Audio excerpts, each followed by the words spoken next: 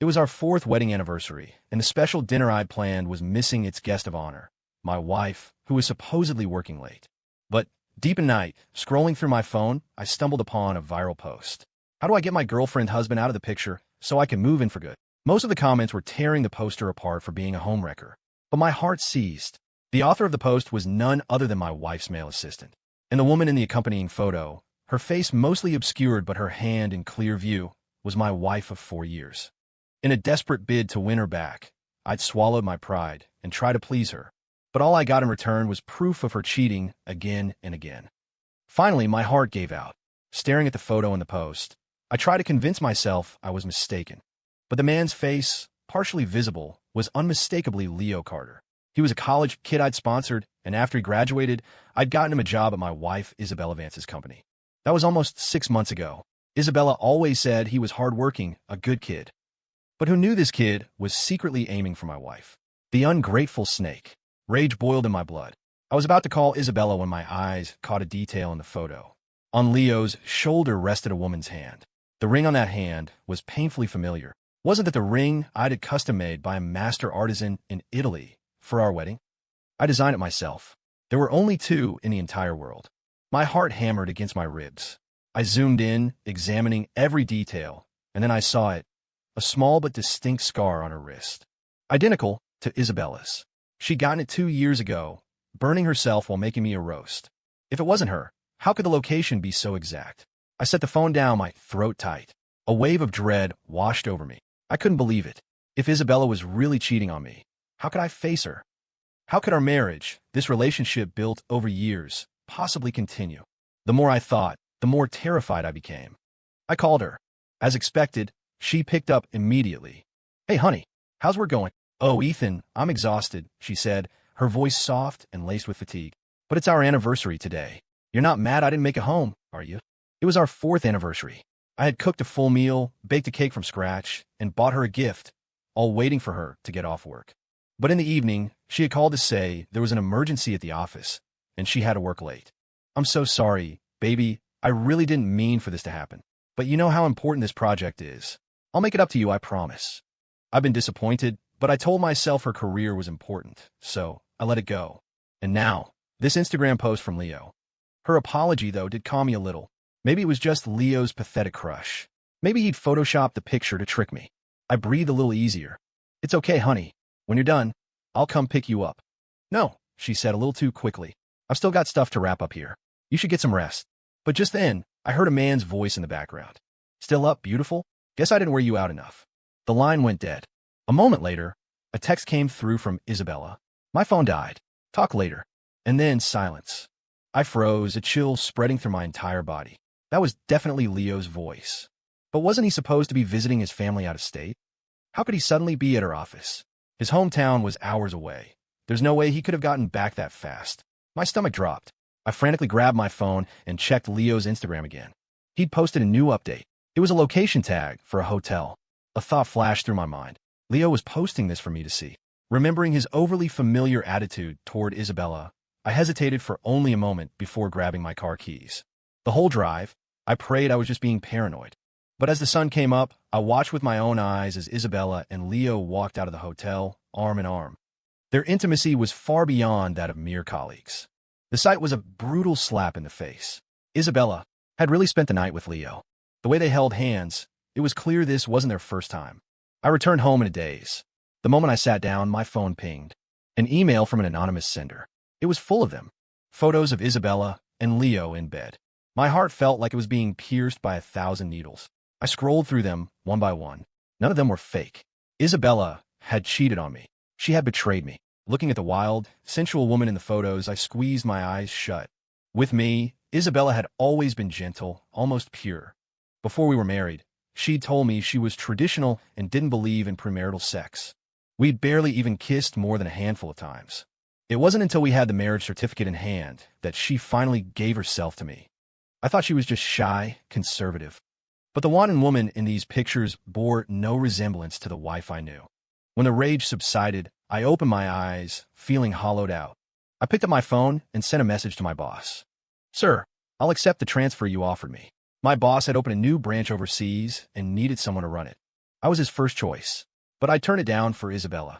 Now, I regretted it. I wanted to get out of here as fast as I could. I didn't want to face her, to face my failed marriage, my broken home.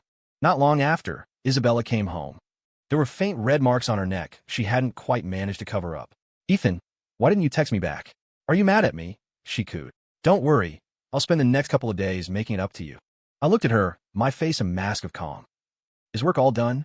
Isabella burrowed into my arms, pouting playfully. "Of course.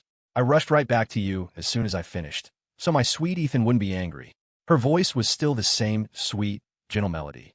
Before, when she acted like this, my heart would have melted. Now it just made me feel sick. She was sleeping with another man, keeping me in the dark, all while pretending to love me. My hands clenched into fists, my nails digging into my palms, the sharp pain keeping me grounded.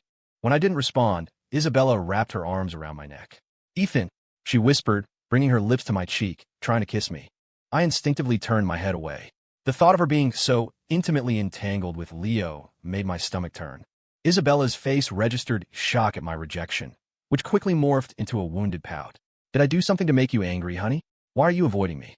Whenever she made that face, I would forget everything else and rush to comfort her, to make sure her world was perfect. But no matter what I did, she still cheated on me with Leo, the boy I'd treated like a little brother. When Leo had cried to me about how expensive rent was, I'd offered him a room in our house. We had plenty of space. I never imagined he'd wrap himself around my wife and cuckold me under my own roof. All this time he'd been living with us, I had no idea when they'd started. The more I thought, the angrier I got. But as I looked up at Isabella's expertly crafted expression of hurt, all my desire to confront her vanished. What was the point? After all these years, instead of a screaming match that would make our private hell public, it was better to just find the right moment and file for divorce. After all, Isabella and I had once been truly in love. I was an orphan, raised in a group home. From the moment I was old enough to understand, I knew nothing but bullying and scorn, which made me build walls around my heart. I never planned on having a family.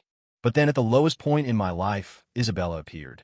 She helped me handle a difficult client, telling me gently that I had to keep living well. After that, I kept running into this beautiful, kind-hearted woman. Sometimes she was a company representative negotiating a deal. Sometimes we'd meet by chance at a coffee shop. She was always so serene, so perfect. After a series of these coincidences, I fell hard for her. And through my relentless efforts, we finally got together. And all the time we were together, I treated her like a queen. Isabella didn't want to have sex before marriage, and no matter how much I wanted to, I never crossed that line. I wanted our marriage to be pure, built only on mutual love. But our engagement was met with fierce opposition from her parents.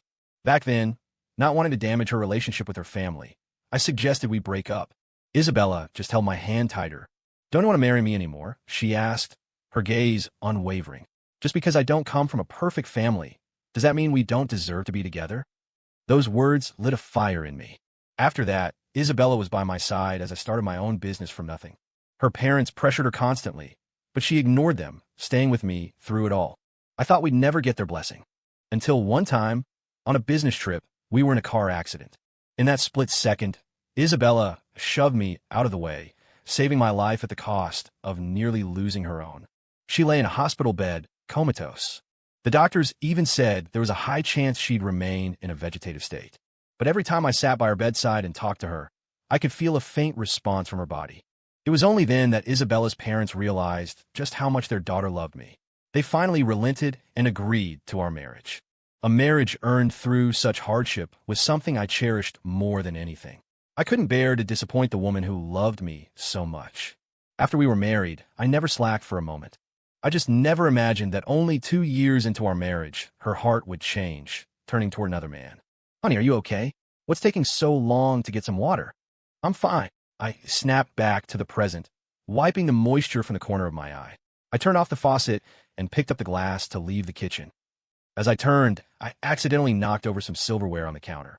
I bent down to pick it up, and the scene that greeted me made my breath catch in my throat. Under the dining table, Isabella's small, perfectly pedicured foot was gently tracing its way up Leo's calf, then higher, to his knee, his thigh. He caught her foot, holding it in his hand to play with. "Can't wait, can you, beautiful?" "What? Scared?" "Scared? Just you wait. After dinner, we'll go out, and I deliberately coughed loudly. The two of them immediately stopped what they were doing. I strode back to my seat, and they acted as if nothing had happened. Isabella was still attentively placing food on my plate. Eat up, honey. You've been working so hard on your business trips lately. And Leo just looked at me with the same innocent college kid admiration. You guys are so lucky. I hope I can find a wife as amazing as Isabella someday. I couldn't help but let out a short, bitter laugh. I'm sure you will. Leo didn't seem to catch the sarcasm in my voice, continuing his flattery. No way. Isabella is the best woman in the world. I'll never have a chance. I shook my head. Oh, you definitely have a chance. Just then my phone rang. Hello, Mr. Shaw. I have a delivery for you. Could you come sign for it? Isabella shot up and beat me to the door, taking a large paper envelope from the delivery guy. Seeing the sender's address, she frowned. It's from the airport. Honey, did you buy a plane ticket? Where are you going? Why didn't I know about this? Faced with her barrage of questions, I remained calm. It's just a promotional gift for my frequent flyer miles. Isabella visibly relaxed. Oh, good. For a second, I thought you were planning on leaving me. I casually took the envelope from her hand, a faint smile on my lips. You haven't done anything to wrong me. Why would I sneak away from you? Her expression stiffened for a moment, but she forced a smile. Right, of course. I'd never do anything to betray you. Before, hearing her say something like that would have moved me deeply. Now, my heart felt nothing at all. What's the gift? Let me see. I pulled it away decisively. It's nothing, just some commemorative coins. Isabella muttered under her breath. United makes commemorative coins now. I didn't engage further, turning and heading back to our bedroom. I tore open the envelope. Inside lay a plane ticket to London for 1 week from today.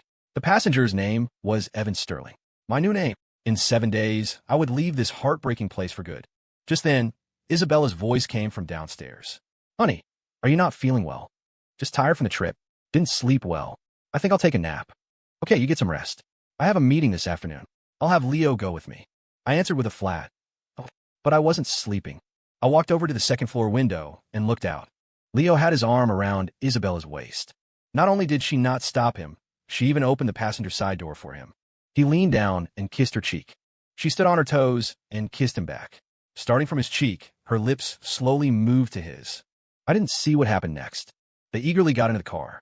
All I could see was the vehicle bouncing and shaking. When it was finally over, I checked the time on my phone. 1 hour. It seemed they were quite compatible in that department. A full night of indulgence wasn't enough for them. They couldn't even wait to leave our street before they were at it again in the car. After they drove off, I started packing my things. Once I left, I wouldn't need most of this stuff. I decided to donate my clothes to charity. After packing, I went to a jewelry store. I took off the custom-made wedding ring and handed it to the clerk. The clerk took it, examined it for a moment, and smiled. Sir, this looks like a wedding ring, part of a pair. If you'd like to exchange it for a different style, could you please bring in the other one as well? Before he could finish, I shook my head and cut him off. I don't want to exchange it. I want you to melt it down. What? I said, melt it down. Right away, sir. Half an hour later, I left with a small red box. When I got home, I found the house surrounded by police cars. It looked like they were frantically searching for something. Isabella was standing in the middle of the crowd, pacing anxiously. The moment she saw me, her eyes turned red. She ran over and threw herself into my arms. Ethan, where were you? You scare me to death. She was crying so hard anyone would have thought something terrible had happened to me. A police officer stepped forward to mediate. Ms. Vance, you can relax now. Your husband is back. Our housekeeper added, Sir, when Madam came home and didn't see you and saw that you had packed your luggage, she thought you were leaving. She was so scared she called the police immediately. It's true, sir. Madam had us all out looking for you. She said if we couldn't find you, she'd fire us all. Isabella ignored the chatter around us, wiped her tears, and looked me up and down. Honey, where did you go? Why didn't you tell me? I gave her a cool look, gently pushed her away to create some distance, and then answered. I just went out for a walk. Then why wasn't your phone working? I pulled the dead phone from my pocket. Battery died, and the clothes in the house. Those are all old styles. I was planning on donating them. My smooth answers to all her questions seemed to put her at ease. She let out a long sigh of relief. Oh, thank God. You scared me so much, honey. Promise me you'll never leave me, okay? I'd honestly go crazy. And with that, the drama was over. I apologized to the police and saw them out. Isabella clung to me the entire time, never leaving my side. After I closed the door, she noticed the jewelry box in my hand. Her eyes lit up. Honey, what's that? I smiled and handed it to her. This is for you. For me? Yes. Your birthday is in a week. It's your birthday present. Isabella took it, her face glowing with surprise. "Thank you, honey. Can I open it now?" I shook my head. "Wait until your birthday. 1 week from now, the day I would leave." The flight was in the early morning. By the time she woke up and opened this box to see the small lump of melted gold inside, I'd already be crossing the ocean. Our relationship began with this ring. So let in with this ring. For the next few days, Isabella acted as if she was afraid I would vanish. She canceled all her work appointments to stay by my side, never letting me out of her sight. We cooked together, watched movies, and took walks in the park. For a moment, I almost felt like we had gone back to the beginning of our relationship. In love, loyal, inseparable. But the constant vibration of my phone shattered that illusion. It was a stream of messages from Leo. "Ethan Shaw, I actually saw you standing by the window that day. I know you saw me and Isabella in the car. But did you know we've been together since you first started sponsoring me? I don't want to be the other man forever. Speaking of which, I should thank you. You gave me the money for college. Let me see a bigger world and introduce me to a woman who truly loves me. She loves how I take care of her in bed. She can't bear to leave me. I bet you anything." Following that was a video. It was long, a full hour. Just from the runtime, I knew what it was. While Isabella was out getting boba tea, I clicked play. On the screen, Isabella's face was flushed with desire. Leo kissed her neck, whispering suggestively, "Are we being unfair to Ethan by doing this?" Isabella just laughed, unconcerned. "Sex is sex, love is love. They can be separate. I truly love him, but I don't want to give up the pleasure you give me. So, I'm just supposed to be the other man for the rest of my life. I can give you anything you want, except the title. What if I want a child?" Isabella tilted her head back, pressing his face in her chest, her voice a low, seductive moan. "Then I'll give you one." I couldn't watch anymore. I shut off the video. Isabella came back with 2 boba teas. "Here, honey, I got you your favorite, oolong." I took it without a word. Seeing my expression, Isabella took my hand, her face etched with concern. "What's wrong? You don't look well. Are you feeling sick, honey?" I pulled my hand away naturally, my voice flat. "No, I just saw a disgusting video. It made me feel a little sick. If you see a video that makes you uncomfortable, just scroll past it. Don't watch it." "Yeah," I said. "I won't. I'll never watch it again." That evening, we went to the beach. It was crowded. Isabella linked her arm through mine. I tried to pull away a few times, but she held on tight, so I gave up. As we stood by the shore, a brilliant firework suddenly exploded in the sky. Then a second, and a third. In an instant, the entire night sky was set ablaze. Wow, is some millionaire proposing? Look at all those fireworks. It's like they bought out the entire city's supply. So romantic. It's like a fairy tale. I'm so jealous. Hearing that, I couldn't help but smile faintly. Young people were so easy to fool. A fireworks show could make them believe in fairy tales, maybe even make them carelessly promise a lifetime. But I was a grown man. I wouldn't pin my emotions on something so fleeting. Isabella said sex and love could be separate, but for me, they absolutely could not. Even if she said she loved me, a betrayal was a betrayal. I could never forgive her. "Honey, look." Isabella pointed to a firework that had just burst in the sky. It formed a letter. E, then T, Ush, N, Ethan Shaw, Isabella Vance, and then a giant pink heart. Isabella tightened her grip on my arm and whispered in my ear, "Honey, I swear, I will love you forever. We have to be together forever, grow old together, okay?" Before I could answer, Isabella buried her head in my chest, her smile radiant. Isabella Vance loves Ethan Shaw. For this life and every life after, my heart will never change. Her voice was so loud that everyone around us heard. A round of applause erupted, mixed with the gasps and sighs of young women. Someone asked curiously, "Is this a proposal?" Isabella laughed and shook her head. "We've been married for 2 years. Then, is it an anniversary? Or someone's birthday?" "Neither." Isabella looked at me, her gaze burning. "I just wanted my husband to know that I love him very, very much. He hasn't seemed happy lately, and I want to make him happy again." Another wave of admiration rippled through the crowd. I became the object of everyone's envy. But only I knew the truth. My beloved wife had been cheating on me for 4 years. This relationship had long since turned rotten. Her hand had been held by another man, her lips kissed by another. Not to mention the countless times they had secretly been together over those 4 years. As I was lost in thought, a little girl walked up and handed me a bouquet of flowers. "Mister, this is for you. I hope you and the pretty lady are happy together forever." I didn't take them. Instead, I turned to Isabella. "This kid, did you arrange this too?" Isabella immediately shook her head. "Of course not. This little girl was probably just moved by our love. She thinks our relationship is beautiful. I smiled and pushed the flowers back toward the little girl. Thank you for the kind thought, little one, but I can't accept your gift. The girl didn't understand. She tilted her head. Why not? I didn't know how to tell her. My relationship with Isabella was not beautiful. It was filled with lies and betrayal. A toxic relationship like this shouldn't be something innocent children aspire to. It didn't deserve it. Isabella quickly intervened. It's okay, sweetie. Thank you. You should go find your parents now. The little girl nodded, then said with pure innocence, Miss, you have to have a little sister with a mister. You're so pretty. Your little sister will be pretty too. Isabella giggled and nodded. Okay, I'll definitely try. After the girl left, Isabella looked at me with a yearning expression. Honey, what do you say? Should we have a daughter? I asked her in return, do you really want a child?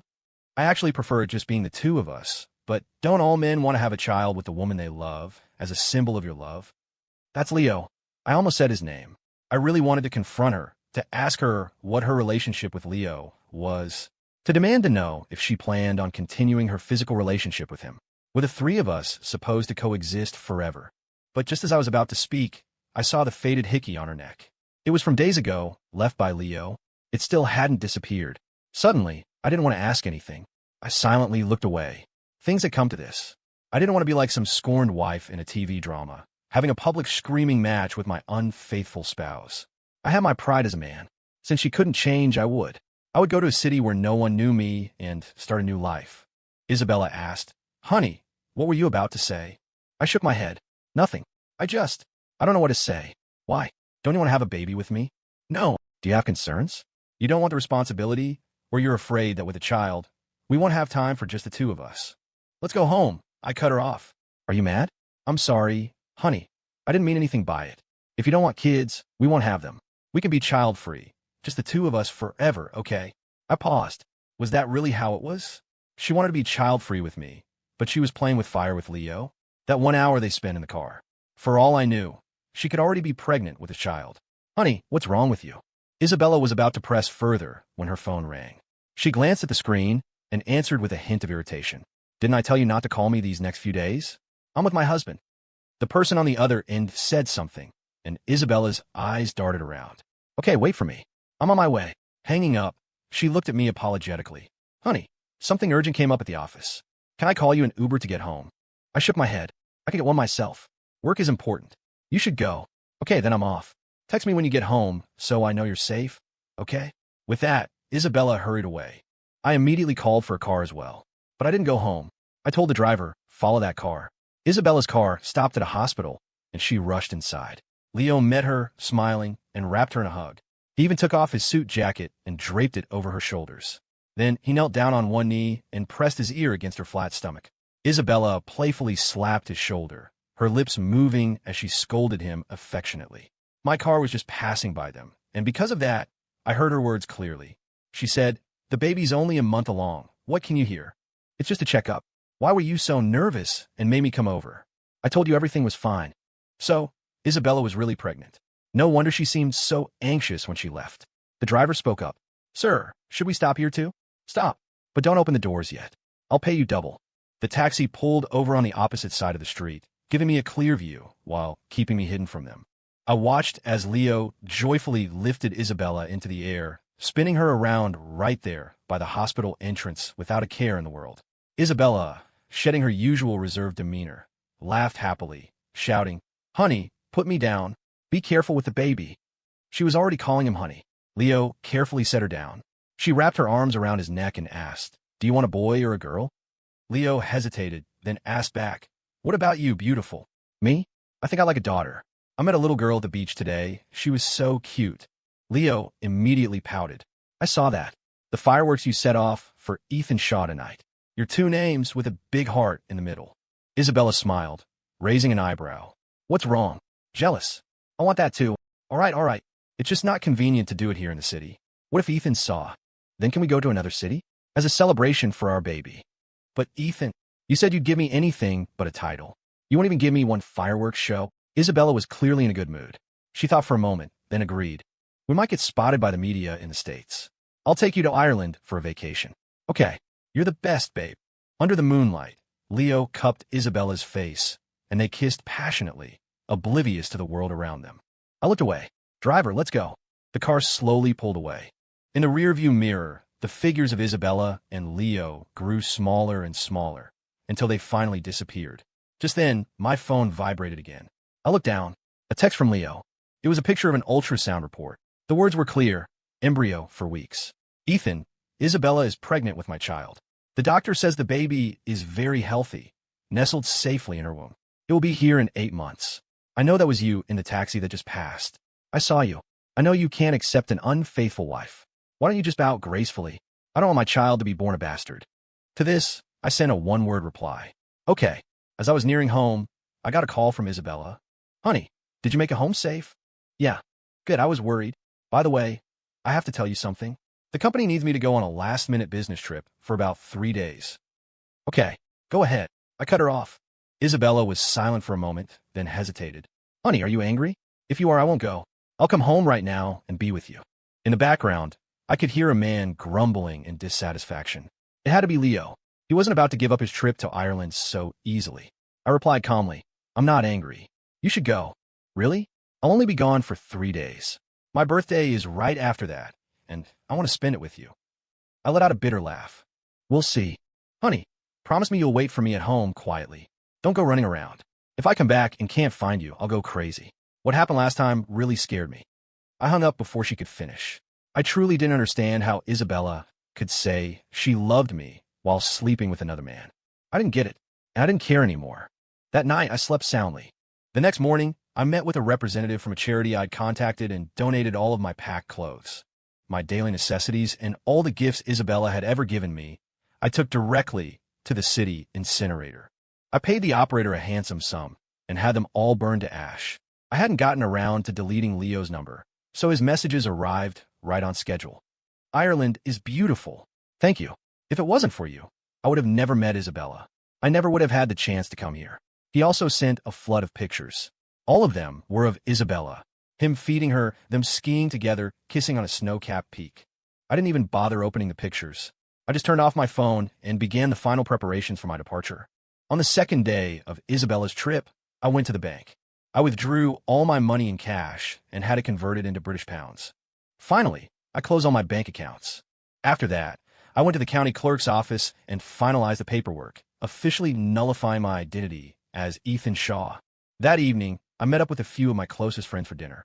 To be honest, I wasn't afraid of starting over with a new identity. I was confident in my abilities. Even with a different name, I could build a good life for myself.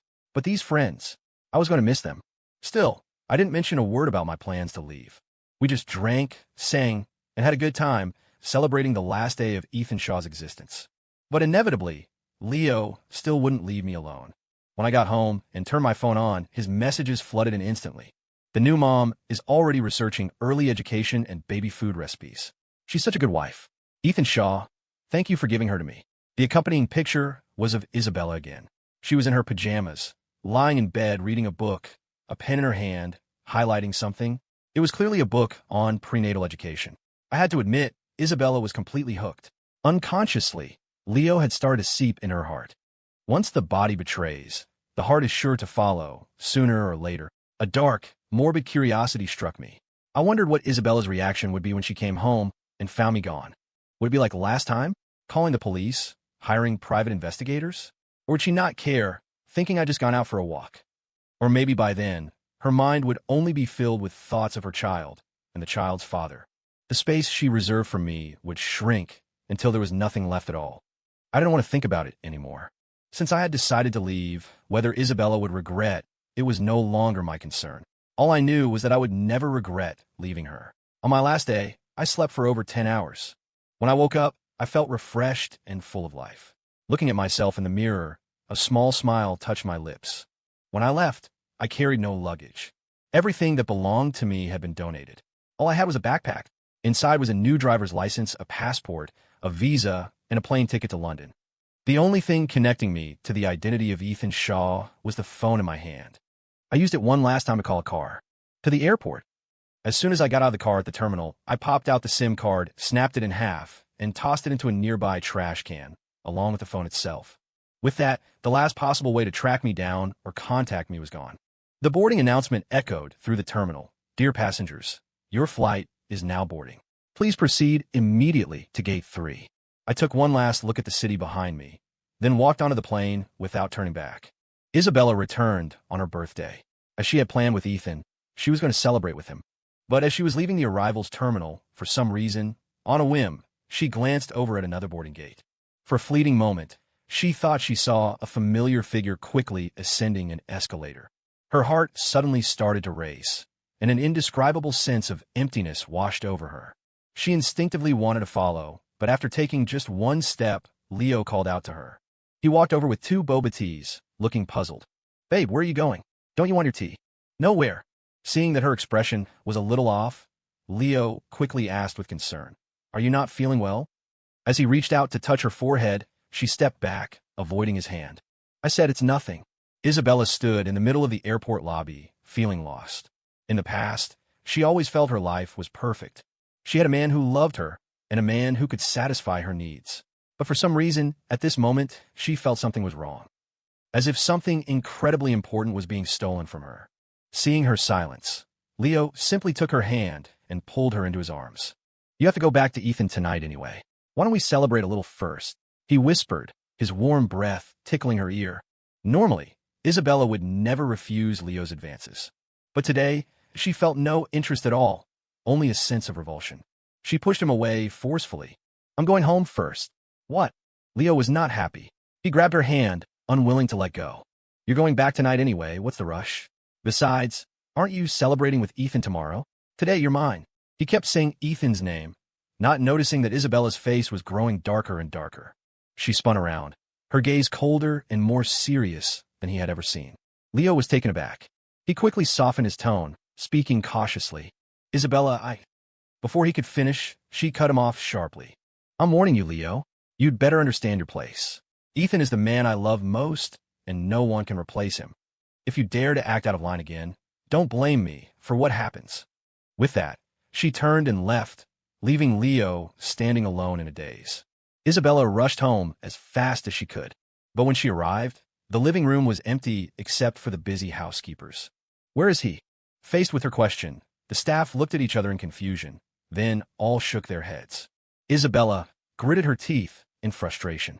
"Are your eyes just for decoration? A grown man disappears, and none of you even notice?" She didn't have time to scold them. She rushed back to the bedroom.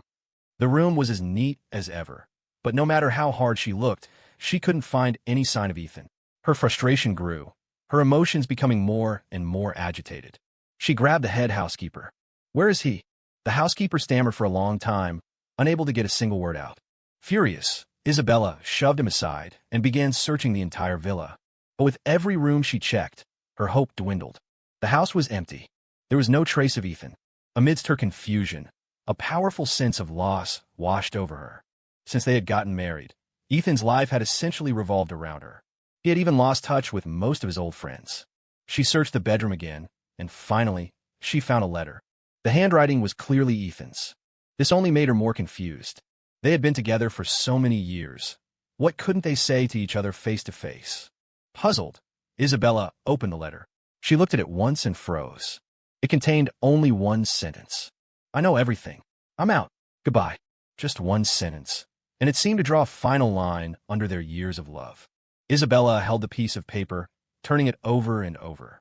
After a long moment, she finally came to her senses, jumped up, and began searching the villa again.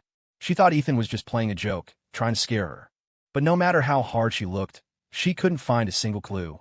A few pieces of clothing were missing from his closet, but most of his things were still there. His suitcase was untouched. A person who was leaving for good wouldn't leave with nothing, right? She ran up to the rooftop terrace. Still no sign of Ethan. She collapsed to the floor, tears streaming down her face. Ethan. She finally understood. Ethan wasn't playing a game. He wasn't trying to scare her. He had really left. Just like his letter said. No, this can't be happening. She stood up, pulled out her phone, and started calling Ethan's friends. But when she asked about him, they were just confused. "You're looking for him. Why are you calling me? You're his wife. Don't you know where he is?" Isabella stammered.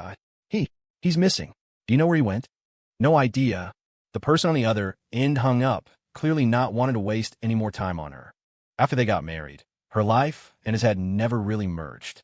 Now she didn't even know who Ethan's friends were. She called a few more people, and finally, an old classmate of his spoke bluntly. He's gone. The first thing you should be doing is taking a good long look at yourself, don't you think? Isabella was stunned. What? What do you mean? You know what I mean? Everyone knows about your little mess. Did you really think Ethan was an idiot? With that, the classmate hung up. Isabella was dumbfounded. If even his old classmates knew, then Ethan must have known everything. Did he really know about her and Leo? The fear in her heart grew stronger. No wonder Ethan had left so decisively. No wonder he hadn't taken anything with him. He was truly disappointed. He had truly left. The thought terrified her. She tried to contact Ethan, but his phone number and social media had all blocked her. After thinking it over, she started transferring money to Ethan's bank account, writing his whereabouts in the memo line. However, after just 2 transfers, she got a call from the bank's customer service. Ms. Vance, the bank account you were transferring to has been closed. The transaction cannot be completed.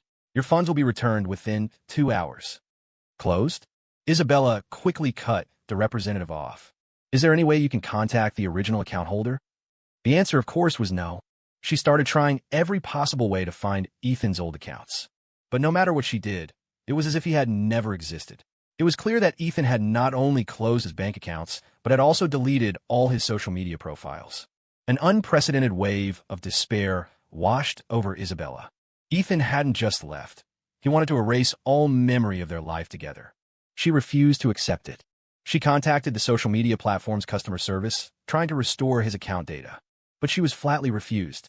I'm sorry, ma'am. Account data is private. Only the account holder can reverse a deletion request. I'm his wife. Can't I do it? You think I won't sue you? He's run away from home. If anything happens to him, I'll sue you until you're bankrupt. Isabella started making threats in her rage. But the customer service representative was unmoved. You are free to do as you wish. When we receive a subpoena from the court, we will cooperate with the police investigation. With no other choice, Isabella had to spend a large sum of money to hire someone to try and recover the data. As they say, money makes the world go round. The data was indeed recovered. But what she found broke her heart.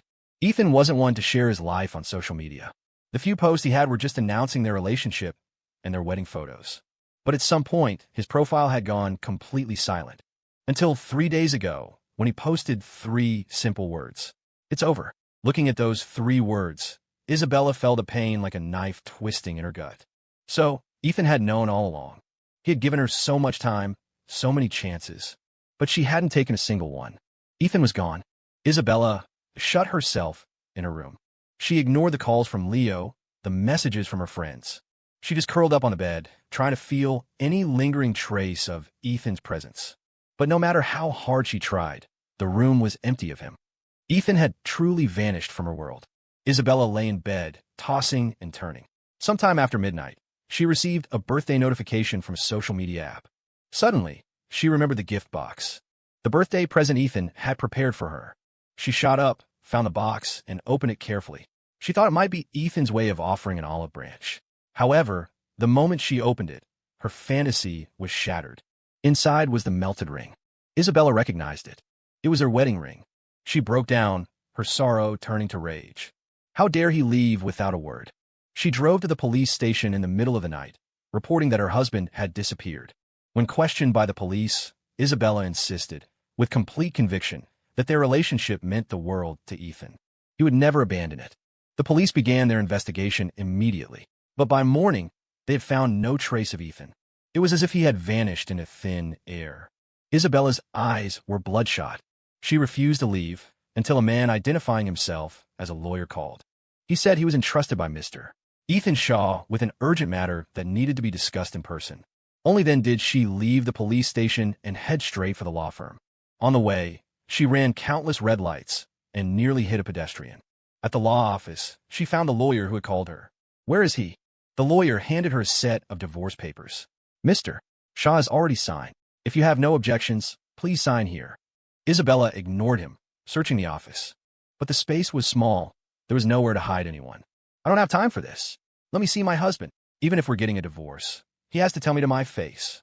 She screamed at the lawyer like a madwoman. But he maintained his professional smile. When she finally paused to catch her breath, the lawyer spoke slowly. Ms. Vance, Mr. Shaw has entrusted me with all matters related to the divorce. You can only negotiate with me. And I must remind you, you are the at-fault party in this marriage. The fact that Mr. Shaw is not demanding you leave with nothing is, frankly, an act of mercy. His only wish is that you no longer disturb his life. Isabella gasped for air, her face a mask of disbelief. He didn't leave any other message for me? No. The lawyer's answer was firm. Isabella gritted her teeth, took the divorce papers, and tore them to shreds. I have something to say. I don't agree to this divorce. It's impossible. The lawyer, as if expecting this, simply took another copy of the agreement from a folder on his desk. As per Mr. Shaw's instructions, I have printed several dozen copies. You can tear up as many as you like. Isabella sank to the floor, defeated. Tell me where he went. I can give you money. The lawyer just smiled. 10 million. 30 million. The lawyer sighed. Ms. Vance, you don't need to keep raising the offer. I truly do not know where Mr. Shaw has gone. You'd be better off using this time to sign the papers. Isabella slapped the pen out of his hand. I'm not signing. Not unless he stands in front of me and tells me himself that he wants a divorce. Isabella stormed out of the office. She began her search for Ethan with even more frantic obsession. Finally, in the airport's security footage, she found a lead. On the other side of the world, the plane landed. It was dusk. The sunset was beautiful, painting the sky in dreamlike colors. As I walked out of the terminal, I immediately saw a young woman holding up a wooden sign with my name on it. Hello, are you Evan Sterling? I was sent by the company to pick you up. The girl, dressed in athletic wear, had a bright, lively smile. Her crescent-shaped eyes sparkled, making her instantly approachable. Thanks for coming. And please just call me Evan. I nodded and offered her a small smile. Okay, Evan. I am Chloe Bennett. I'll be your executive assistant from now on. It's great to meet you. Chloe extended her hand. Her straightforward manner made me feel a bit awkward. Let's skip the handshake. How about we go get something to eat instead? I didn't take her hand, deftly sidestepping the moment. Chloe stuck out her tongue playfully, not seeming to mind. Of course. I'm not going to be polite with you on that. Over dinner, we talked a lot about the new branch and my future responsibilities. She was a great conversationalist and remarkably competent, which made it easy to get along with her. In the following days, I dove headfirst into my work, trying to integrate with the team as quickly as possible. Even though we were all part of the same company, we had never worked together before, so there were details to iron out. Fortunately, my new colleagues were all friendly, and I wasn't lacking in ability, so the team quickly found its rhythm. My quiet nature and lack of airs made me a welcome addition. Occasionally, after work, they would organize group dinners and even invite me to their homes. Chloe was almost always there.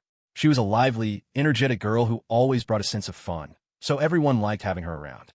During this time, our relationship also grew closer.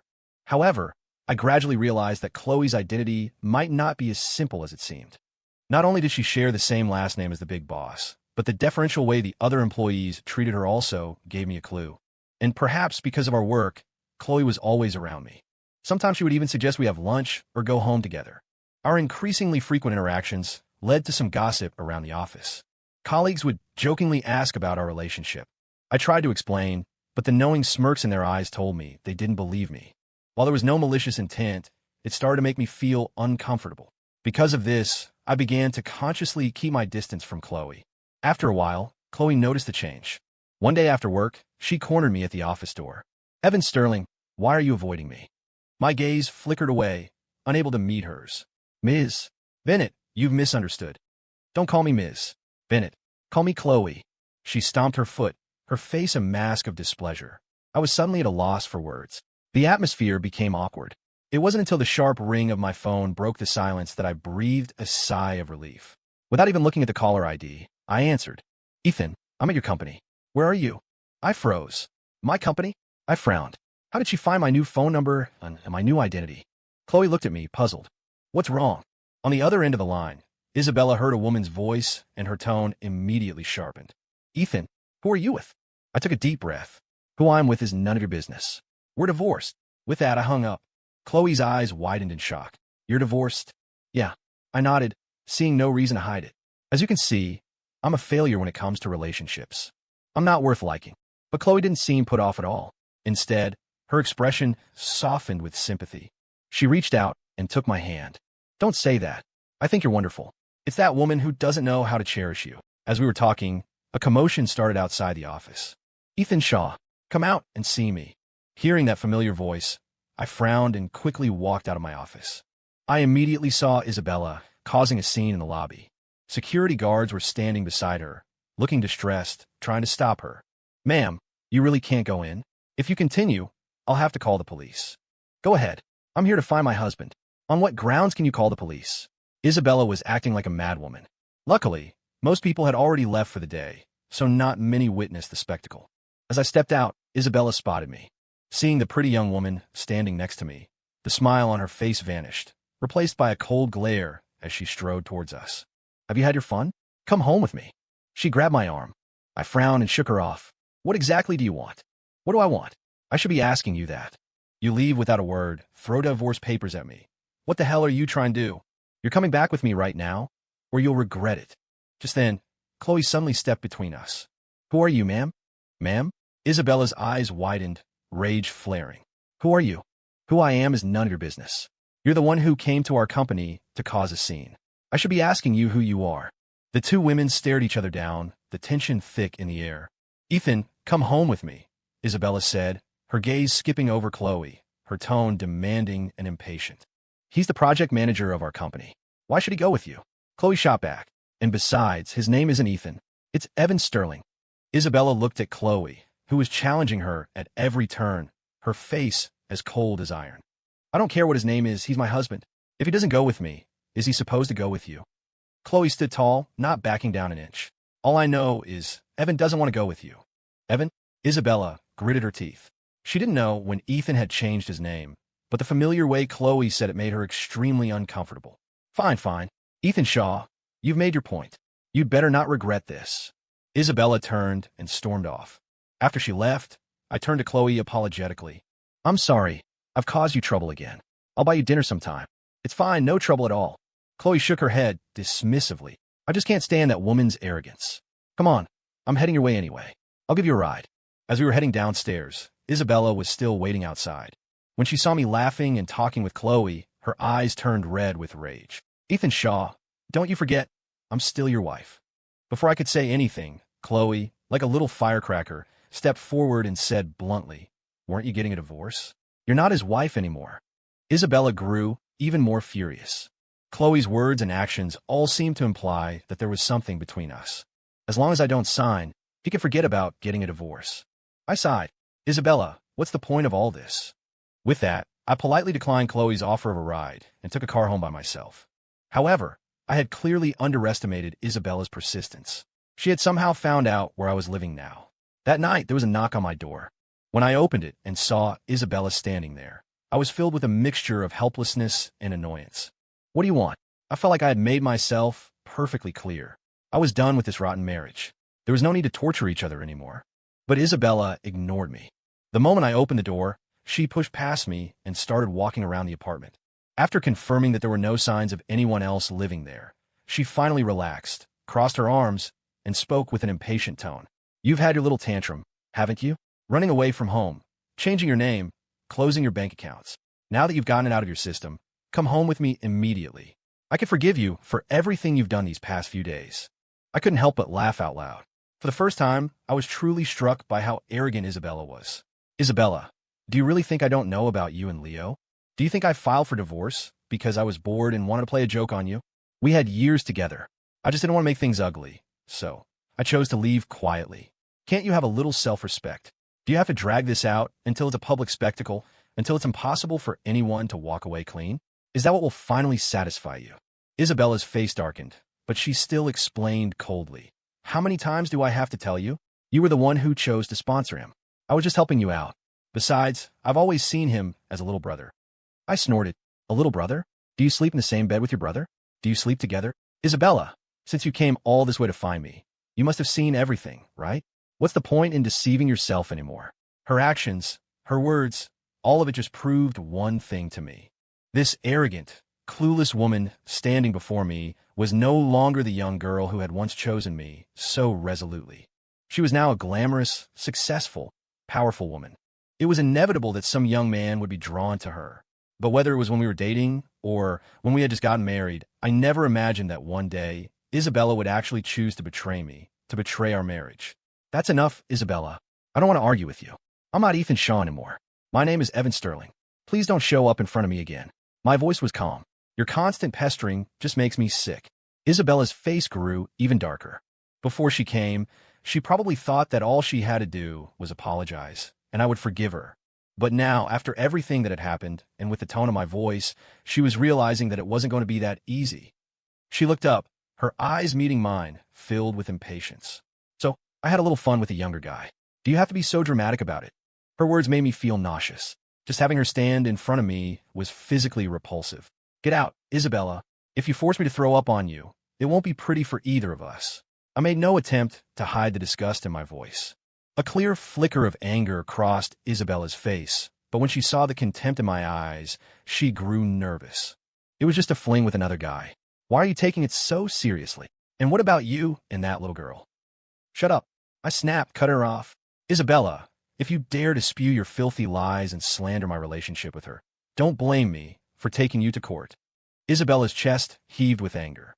She couldn't understand it. Before, I would never have even raised my voice at her, let alone chew her out. But now, I was using such disgusting words to humiliate her. She finally realized that some things had truly changed. Isabella reigned in her anger. Fine, I won't say any more. Calm down. I'll come back and see you tomorrow. Don't bother. I smiled coldly. You should focus on your dear Leo. Isabella gritted her teeth and finally turned and left in a huff. The weekend arrived, and I got an invitation from Chloe. It's a beautiful weekend. Want to go shopping? My first instinct was to refuse. But Chloe's next sentence made me hesitate. Aren't you afraid your ex will keep harassing you? You're not actually thinking of getting back together with her, are you? Getting back together? Absolutely not. Without a moment's hesitation, I agreed. Send me the address. I met Chloe outside the designated shopping mall. Unlike her usual work attire, she was dressed in a preppy, schoolgirl-style pleated skirt, looking playful and full of youthful energy. When she saw me, she jumped up and waved. Evan, over here. Her vibrant energy attracted the attention of many men around us. I had to admit, Chloe was very beautiful. She seemed to be able to pull off any style. Whether it was the mature, professional woman at work or the playful schoolgirl on the weekend, she handled it all with ease. It was as if fate had blessed her with all the best qualities. At the office, new young recruits often expressed their admiration for her, but without exception, she turned them all down. She could be warm and friendly, yet she kept everyone at a distance. Let's go. I'm on a mission to shop till I drop today. As soon as we met, Chloe grabbed my arm and urged me on. I smiled wryly. Every man knows that shopping with a woman is a true test of endurance. That's why I usually just buy whatever I need online. So, do we have a specific destination in mind? Chloe stuck out her tongue. Come on, have you ever been shopping with a girl before? You don't make a plan for shopping. I don't care. Our motto for today is shop till we drop. I was still hesitating, but Chloe just took my hand. Let's go. Just as we reached the entrance of the mall, a furious shriek came from behind us. Ethan Shaw. I stopped in my tracks. Turning around, I saw Isabella storming towards us. Ethan Shaw, don't you forget, we're not divorced yet. Isabella's eyes were fixed on my hand, intertwined with Chloe's.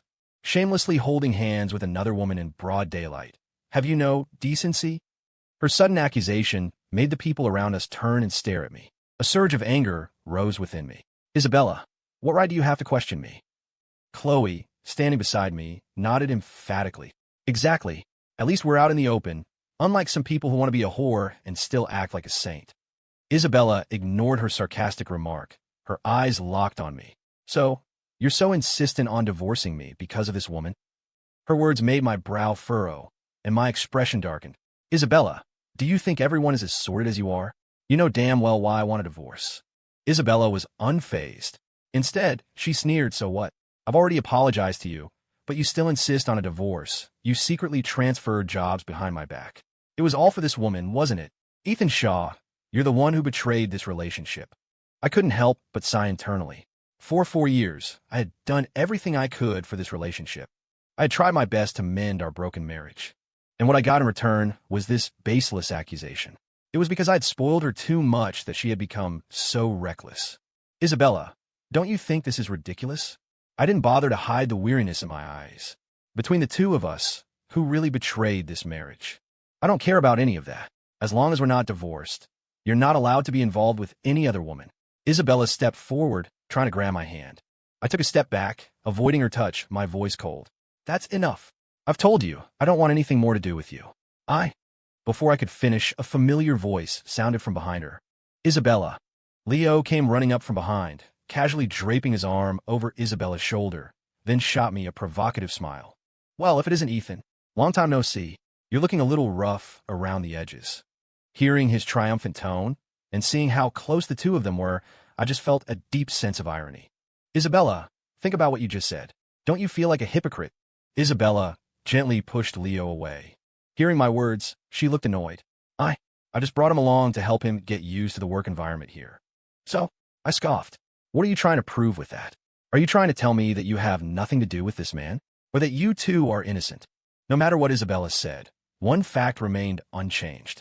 She had cheated. He and I. You don't need to explain to me. Whatever is going on between you and this boy toy is none of my business. That's your freedom. With that, I took Chloe's hand and started to leave. Ethan Shaw. Isabella chased after us. Chloe glanced back, then pulled me into the mall. We weaved through the corridors and ran out another exit on the other side. I thought we had shaken her, but Isabella's persistence was beyond imagination. I soon noticed her and Leo following us. Growing more annoyed, I just stopped and waited for them to catch up. Ethan Shaw, how long are you going to keep this up? Isabella caught up, her eyes filled with displeasure. Fine, I'll apologize to you. Is that what you want? It was rare for her to back down. But even her apology was filled with insincerity. And yet, in all the years we had been together, Isabella had never once been willing to even pretend to be sorry. Isabella, what's the point? You know what you did? If I had done something like that with another woman, ask yourself, could you accept it? Before Isabella could answer, Leo grabbed her hand. Ethan, man, you don't have to make things so ugly over me. What Isabella needs is a man who can take care of the house, and a companion to soothe her emotions. If you really love her, you shouldn't put her in a difficult position. Take care of things at home, and leave the rest to me, okay? A life with 3 people could be really happy, don't you think? What kind of ridiculous logic was that? I shook my head, speechless. But before he could say more, Isabella snatched her hand away from Leo. What kind of bullshit are you talking? Isabella's face was grim, her voice uncharacteristically sharp. Leo, you're a grown man. You should know what you can and can't say. Don't you have any sense? Leo's face stiffened. In all the time they had been together, Isabella had always been endlessly tolerant and indulgent with him. She had never even raised her voice at him, let alone scolded him. Leo immediately put on a pitiful expression. This was his usual trick. Every time he acted pitiful, Isabella would immediately soften. But this time, he had miscalculated. Isabella didn't even look at him, her eyes filled with impatience. Get lost. Don't interrupt me while I'm talking to my husband. Leo took a step back, not daring to say another word. Isabella looked at me, her tone uncharacteristically pleading. Ethan, come back with me. She moved closer, her expression softening. Leo's face grew even darker, his gaze towards me filled with a hint of venom. I remained completely unfazed. I had always known that Leo was no saint. He had provoked me more than once in the past. I had always chosen to endure it, but even a saint has his limits. I can go back with you. But what about him? Isabella was taken aback. She subconsciously glanced at Leo. He immediately wiped the venom from his face and put on the expression of a sad puppy. He was indeed handsome, and his acting skills were top-notch. A flicker of pity crossed Isabella's eyes. I shook my head and sneered, my voice dripping with sarcasm. TSK, TSK, TSK. Leo, with acting skills like yours, it's a real shame you're not in Hollywood. Isabella's face darkened. After a moment of hesitation, she turned to Leo and commanded, Leo, apologize to Ethan right now. Leo's face showed shock and resentment. Why should I? There is no why. Just do as I say and apologize. Isabella's tone was firm, leaving no room for argument. Leo's eyes reddened, as if he was about to burst into tears. Don't you like me anymore? The coldness on Isabella's face thawed slightly. Watching their melodramatic performance, I felt a wave of nausea. I turned and walked away. Isabella saw me leaving and hurried after me.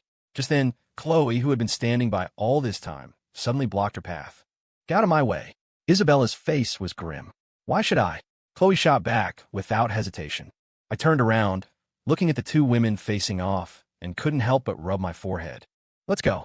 There's no need to waste time on people like this. Chloe nodded obediently, bounced over to my side, linked her arm through mine, and we headed back into the mall. Isabella followed us relentlessly.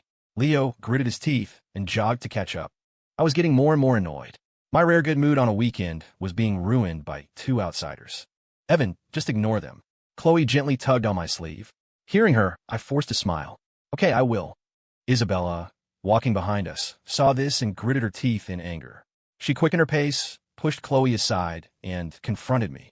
Ethan Shaw, have you had enough? I admit I was wrong in the past. Come home with me, and I can break things off completely with Leo. Her words surprised me. Didn't she like Leo? My decision to leave should have been exactly what she wanted. Why was she saying this now? And from the look on her face, she didn't seem to be joking. But I didn't care anymore. Even if Isabella cut off all contact with Leo, so what? Could a broken mirror ever be made whole again? Hearing Isabella's words, Leo's face turned pale. You're serious? Isabella didn't look back, her eyes fixed on me. Seeing this, the grief in Leo's eyes turned to venom. He rushed forward, wrapped his arms around Isabella, and cried out in anguish. Why? I've been with you for 4 years. And now you're just going to throw me away? What do you take me for? A piece of trash to be used and discarded? I couldn't help but laugh at myself. The thought of the person I loved sharing a bed with another man for so long made me feel sick. Shut up. Isabella, furious and embarrassed, struggled free and slapped Leo hard across the face. Leo was stunned by the slap, standing there in disbelief. You hit me? I've been by your side for 4 years. Even if I haven't earned any credit, I've put in the effort. His emotions escalated, his eyes bloodshot. Isabella, you'd better give me an explanation. Isabella's face was cold, her voice laced with a threat. Leo, I'm warning you one last time. Know your place. If you dare to bring this up again, don't blame me for getting nasty. Watching the drama unfold, I wasn't surprised at all. Yes, Leo was young, energetic, and knew how to please a woman. But his mistake was not understanding Isabella. Isabella might have liked him, but for the most part, she just liked how obedient he was. Even his occasional tantrums were, in her eyes, just a way to spice things up. But once he crossed her line and made her unhappy, she wouldn't tolerate it. And I could understand why Leo was so angry. His attachment to Isabella wasn't just physical. On a deeper level, Isabella provided him with a lavish lifestyle. She was his sugar mama, his biggest supporter. Losing her meant losing everything he had now. So, he would do whatever it took to hold on to her. But when he met Isabella's icy gaze, he faltered. After a moment of hesitation, Leo turned his attention to me. Ethan Shaw, since you don't love Isabella anymore, why can't you just let me have her? What? Is it fun to play both sides? Since you already have a new girlfriend, why are you still clinging to her? I had to admit, Leo was clever. In just a few sentences, he had successfully shifted the blame. He was seemingly complaining about me, but in reality, he was trying to tarnish my name. As expected, Isabella's expression immediately soured. I sneered, not holding back. Leo, are you spouting nonsense with your eyes wide open? It's your dear Isabella who refuses to get a divorce, not me trying to fight you for her. What makes you think I would fight you for a woman who cheated on me? Isabella's face turned grim, but Chloe's eyes crinkled with laughter. Exactly. Chloe bounced over to my side. Let's go, Evan. She's just a worn-out shoe. Don't waste your time. She deliberately emphasized the words worn-out shoe. Isabella's face grew even darker. She wanted to chase after us, but Leo held her back. You can't leave. Isabella stared at him coldly. Leo, are you trying to make me angry? Leo gritted his teeth, not backing down. If you don't give me a reasonable explanation today, I'm not leaving. They argued for a long time, but in the end, Leo left. Deep down, he didn't dare to completely break things off with Isabella. After all, he was just her boy toy. In the following days, Isabella seemed to have more free time. Every morning, she would come to my office to bring me breakfast. She would do it in the name of a loving wife, bringing me a homemade lunchbox. And every day when we got off work, she would be waiting downstairs with a bouquet of flowers, which she would personally hand to me. A woman chasing a man, and a beautiful one at that. It was like something out of a movie. This led to a lot of teasing from my colleagues, and all sorts of rumors started to spread. Some even said that I already had a wife, but was still involved with Chloe, making me a total scumbag. Others speculated that I was being pursued by 2 women at the same time. But no matter what they said, it all annoyed me. So, the next time Isabella appeared downstairs, I walked up to her. Isabella's face lit up with joy, tinged with a hint of pride. What? Change your mind. Isabella, let's find a time to get the divorce finalized. My expression was cold. I had no lingering feelings for this marriage. After 4 years, I was tired. Whether it was because of Isabella's cheating or her relentless harassment now, it all left me exhausted. As the old saying goes, once a cheater, always a cheater. I was not going back. Isabella was stunned, her eyes slowly welling up. You, Ethan, are you really this heartless? After all these years together, can you really just let go like this? I scoffed and shook my head. Isabella, if you had paid even the slightest bit of attention to me in our marriage over the past 4 years, you wouldn't be saying this. I had given Isabella countless chances to turn back, but she never cherished any of them. So, stop harassing me. It only makes me despise you more. You're not just anyone anymore. You're a company leader. You should know what kind of impact this will have if it gets out of hand. I made no attempt to hide the threat in my words.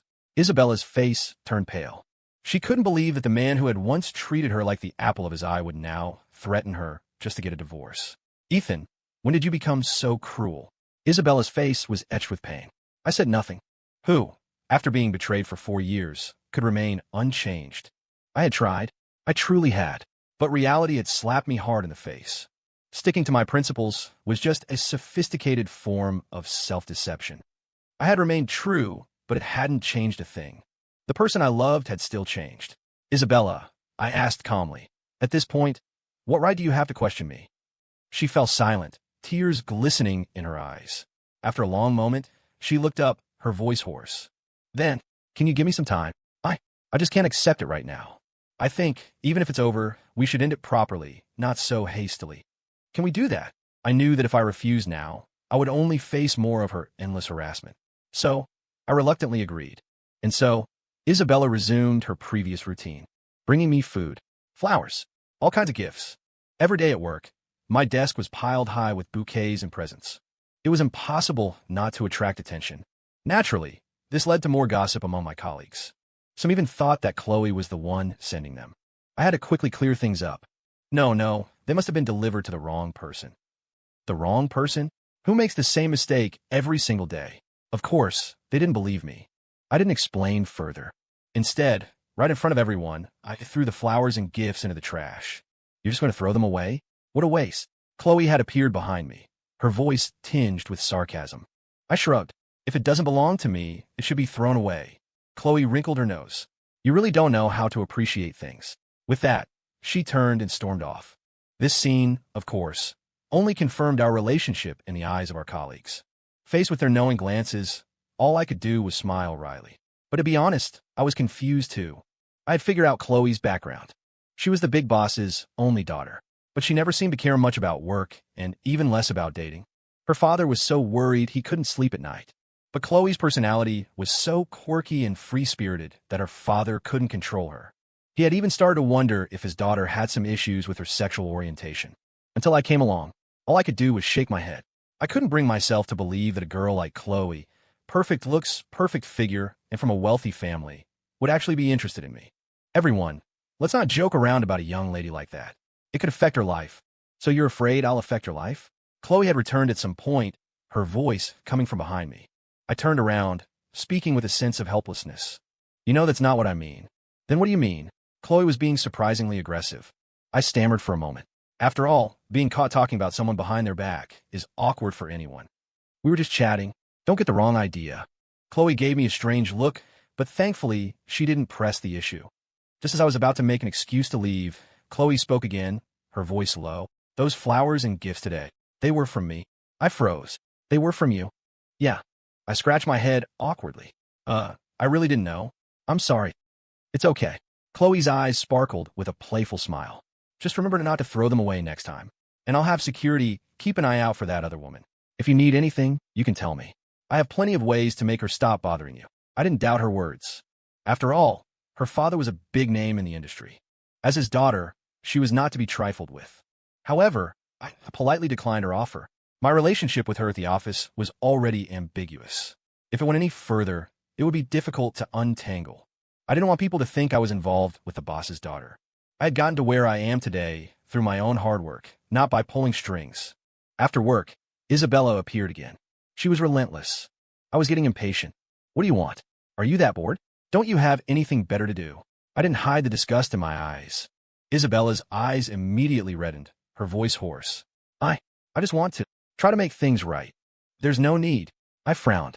But Isabella shook her head desperately. No, there is. I don't want our relationship to end like this. Give me 10 days. After 10 days, if you still want a divorce, I'll agree. As long as I could get a divorce, I would do anything. That was the only thought in my mind. Fine, do whatever you want. With that, I turned to leave, but Isabella suddenly ran up and grabbed my wrist. Let's have dinner together. I frowned. Ever since I had decided on a divorce, I found Isabella's actions more and more repulsive. Just being alone with her made me uncomfortable. I'd rather not. I shook her arm off, my voice full of impatience. A look of hurt crossed Isabella's face. I just want to sit down and talk with you.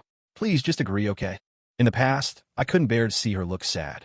But now, all she saw in my eyes was coldness. Please. Isabella's eyes pleaded. If you just agree to this, I'll sign the divorce papers as promised. I sighed. Let's go. I told myself that this was all just to get the divorce over with as quickly as possible. With a hopeful look in her eyes, I got into her car. Isabella didn't drive to a restaurant.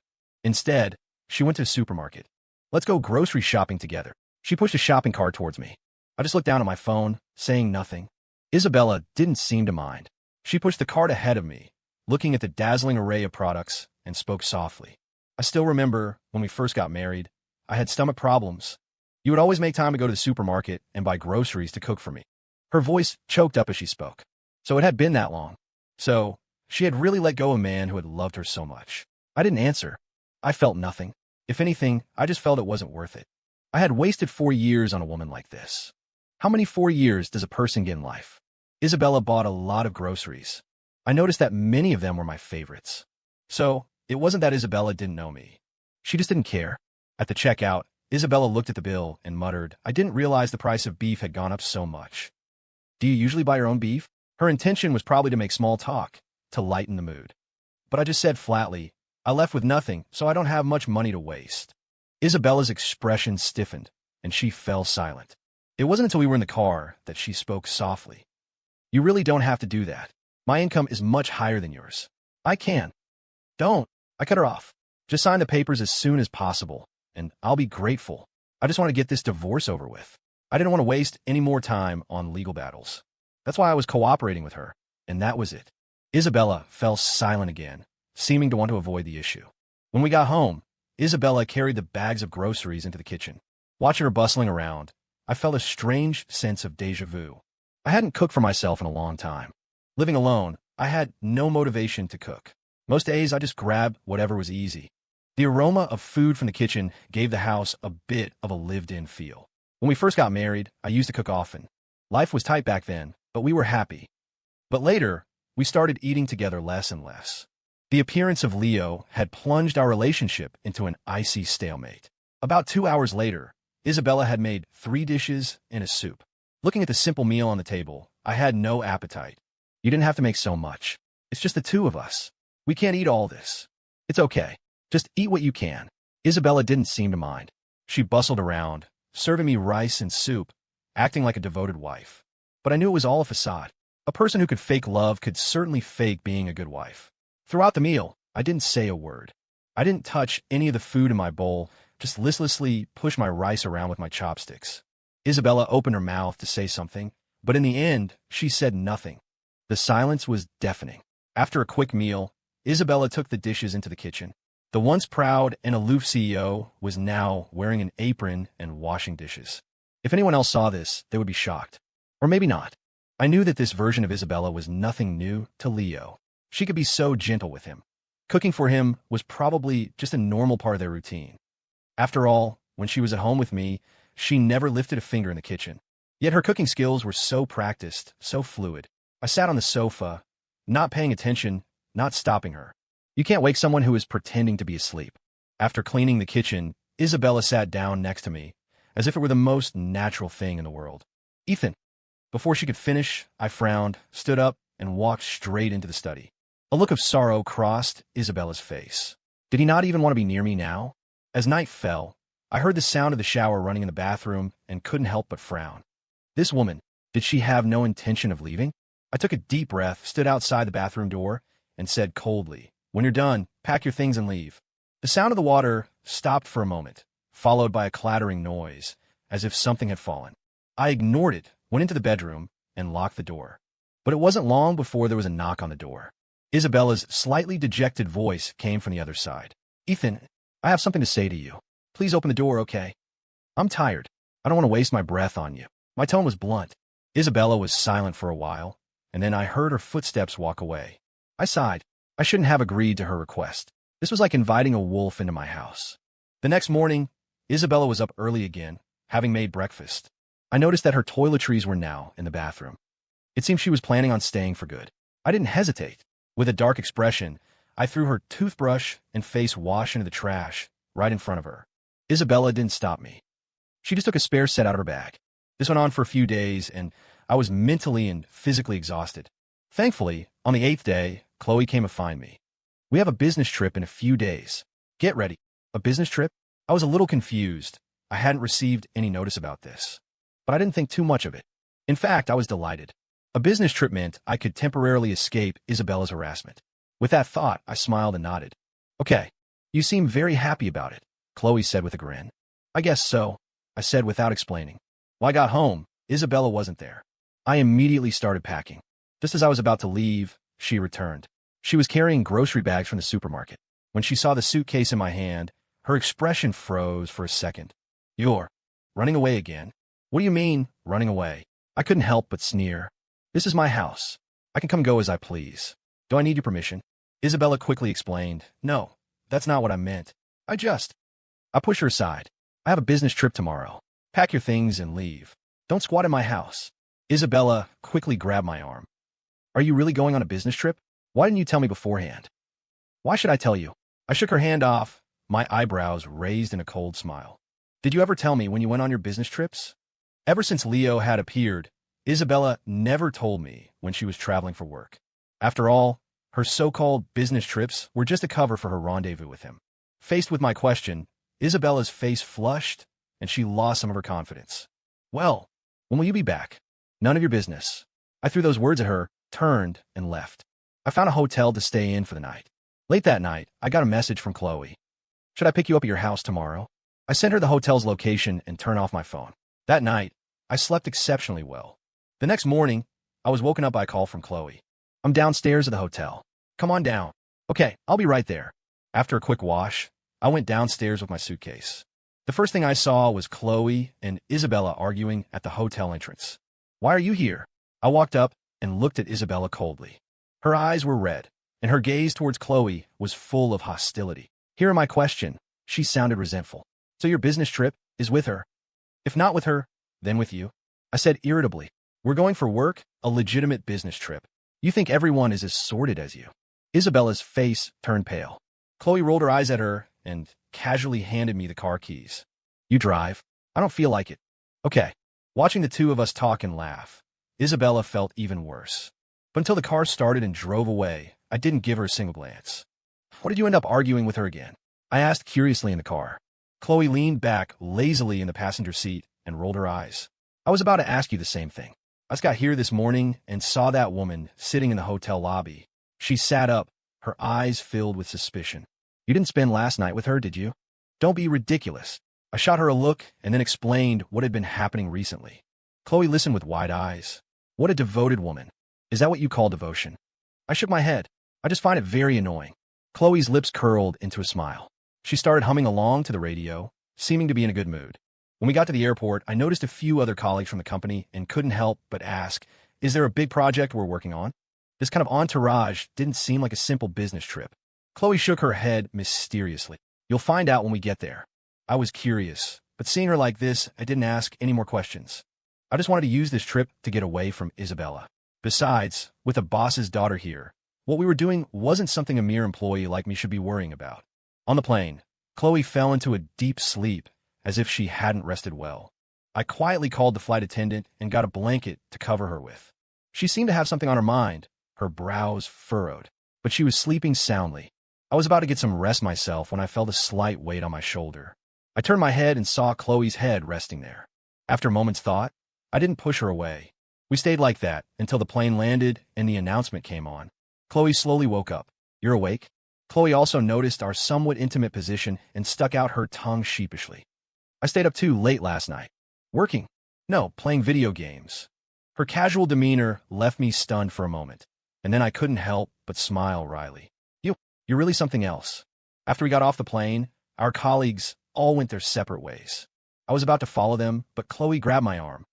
We're not going with them. Someone will come to pick us up. I was confused, but I didn't ask any questions. But the knowing glances my colleagues gave me before they left made me feel a bit strange. A little while later, a large van pulled up in front of us. After we got in, the car drove out to the suburbs. What kind of project was being discussed in the suburbs? I joked. You're not going to sell me, are you? Chloe rolled her eyes and retorted. How much are you worth? Who would want to buy you? As a slave? She had a point. I didn't dwell on it. The car stopped in front of a row of villas. It looked more like a resort than a residential area. As soon as I got out, I was stunned by the sight. Miss, welcome. A few people dressed as butlers came over and took her suitcases. Chloe handed hers over without a second thought. I felt even more bewildered. Was this also part of her family's business? My room was arranged next to Chloe's. As I was putting away my luggage, Chloe stretched. This young lady is going to take a beauty nap. Remember to wake me up this afternoon. I nodded, took a walk around the villa, and then went back to my room to take a nap myself. I don't know if it was because I had been sleeping poorly lately, or if I was just too stressed. When I woke up, it was already dark outside. I was startled, and I sat up and checked my phone. No calls, just one unread message. It was from Chloe. You pig. I asked you to wake me up, and you ended up sleeping like a log yourself. The message was sent 3 hours ago. I immediately called her. When she picked up, I apologized right away. I'm sorry, I overslept. You think? Chloe's voice had a hint of a pout. You pig. I called for you several times. I smiled wryly and changed the subject. Did I hold up any work? Oh, forget about work. Hurry up and come downstairs for dinner. The more she acted like this, the stranger I felt. It seemed less like I was here for work and more like I was on vacation with her. When I got downstairs, I noticed that the colleagues who had left earlier were also at the dining table. It seemed like everyone was waiting for me. I apologized awkwardly. Sorry, everyone, for keeping you waiting. A male colleague quickly waved his hand. No, we were just afraid of disturbing Mr. Sterling's rest. Chloe impatiently tapped the table. Let's eat. Then, she picked up a piece of pork rib and placed it in my bowl. Here, try this. It's a new recipe I learned. I had just sat down, and her sudden action nearly made me jump out of my chair. My colleagues around us immediately and tacitly lowered their heads to focus on their food. The more they acted this way, the more awkward I felt. But seeing the expectant sparkle in Chloe's eyes, I couldn't bring myself to refuse. I braced myself and put the pork rib in my mouth. Well, how is it? She asked eagerly, like a child waiting for praise. Is it good? Is it? Her complete lack of self-consciousness made my skin crawl. I could only manage an awkward "it's okay," a little salty. In reality, that bite felt less like pork and more like a spoonful of pure salt. I started to wonder if salt was free for rich people. If you like it, have some more. Chloe placed several more ribs in my bowl. I fell silent, wishing I could smack myself. I felt like I was going to die during that meal. Thankfully, after trying a rib herself, Chloe stopped putting them in my bowl and quietly pulled the plate closer to her. But that dinner had thoroughly cemented the misunderstanding about our relationship in the minds of my colleagues. After the meal, one of them came up to me, smiling. Mr. Sterling, did you enjoy the food? I was chugging water at the time. Hearing his question, my face turned green. I forced a smile that looked more like a grimace. It was very nice. My expression seemed to startle him. What's wrong, Mr. Sterling? Are you not feeling well? No, just a little thirsty. I just wanted to get rid of him. The taste of salt was still lingering in my mouth. Just then, Chloe walked over with a bottle of water. Here, drink up. I nodded awkwardly. Thanks. Honestly, if you don't like it, you should just say so. You made me think you enjoyed it. Chloe completely ignored the winking and nudging colleague beside her and took my arm. Come on, let's go for a walk. I haven't seen the view here at night yet. I was about to refuse when my phone rang. I glanced at the caller ID, frowned, and hung up. But the person was persistent, calling again a second later. I hung up again, and they called back. It seemed they wouldn't stop until I answered. Just as I was about to turn off my phone, Chloe leaned in. Who is it? Before I could answer, she had already taken the phone from my hand. Hello, who is this? On the other end of the line, hearing Chloe's voice, Isabella's expression twisted into a snarl. She practically shrieked. You bitch, why do you have Ethan's phone? Chloe held the phone away from her ear with a look of disgust. When Isabella finished her tirade, she said impatiently, You are so annoying. We're in the middle of something important. We don't have time for you. Something important? What's something important? What could a man and a woman be doing alone at this hour? Isabella's mind flooded with 1,000 sordid images. Each one made her skin crawl. Ethan and this woman were definitely up to something. Bitch, if you dare to make a move on my husband, I swear I'll make you pay. Chloe was unfazed. Sorry, ex-wife, but you're about to not be his wife anymore. Whether I make a move on him or not is none of your business. It's cheating trash like you has no right to point fingers at me. Now hang up. Just hearing your voice is annoying. With that, Chloe hung up, then quickly turned off the phone, giving Isabella no chance to retaliate. Here, your phone. Seeing her look of satisfaction, I didn't know whether to laugh or cry. Are you that happy? Of course I am. Chloe huffed. You're just too soft. With a woman like that, you shouldn't give her an inch. I didn't respond. After a long silence, I finally said softly, thank you. I was truly grateful to Chloe.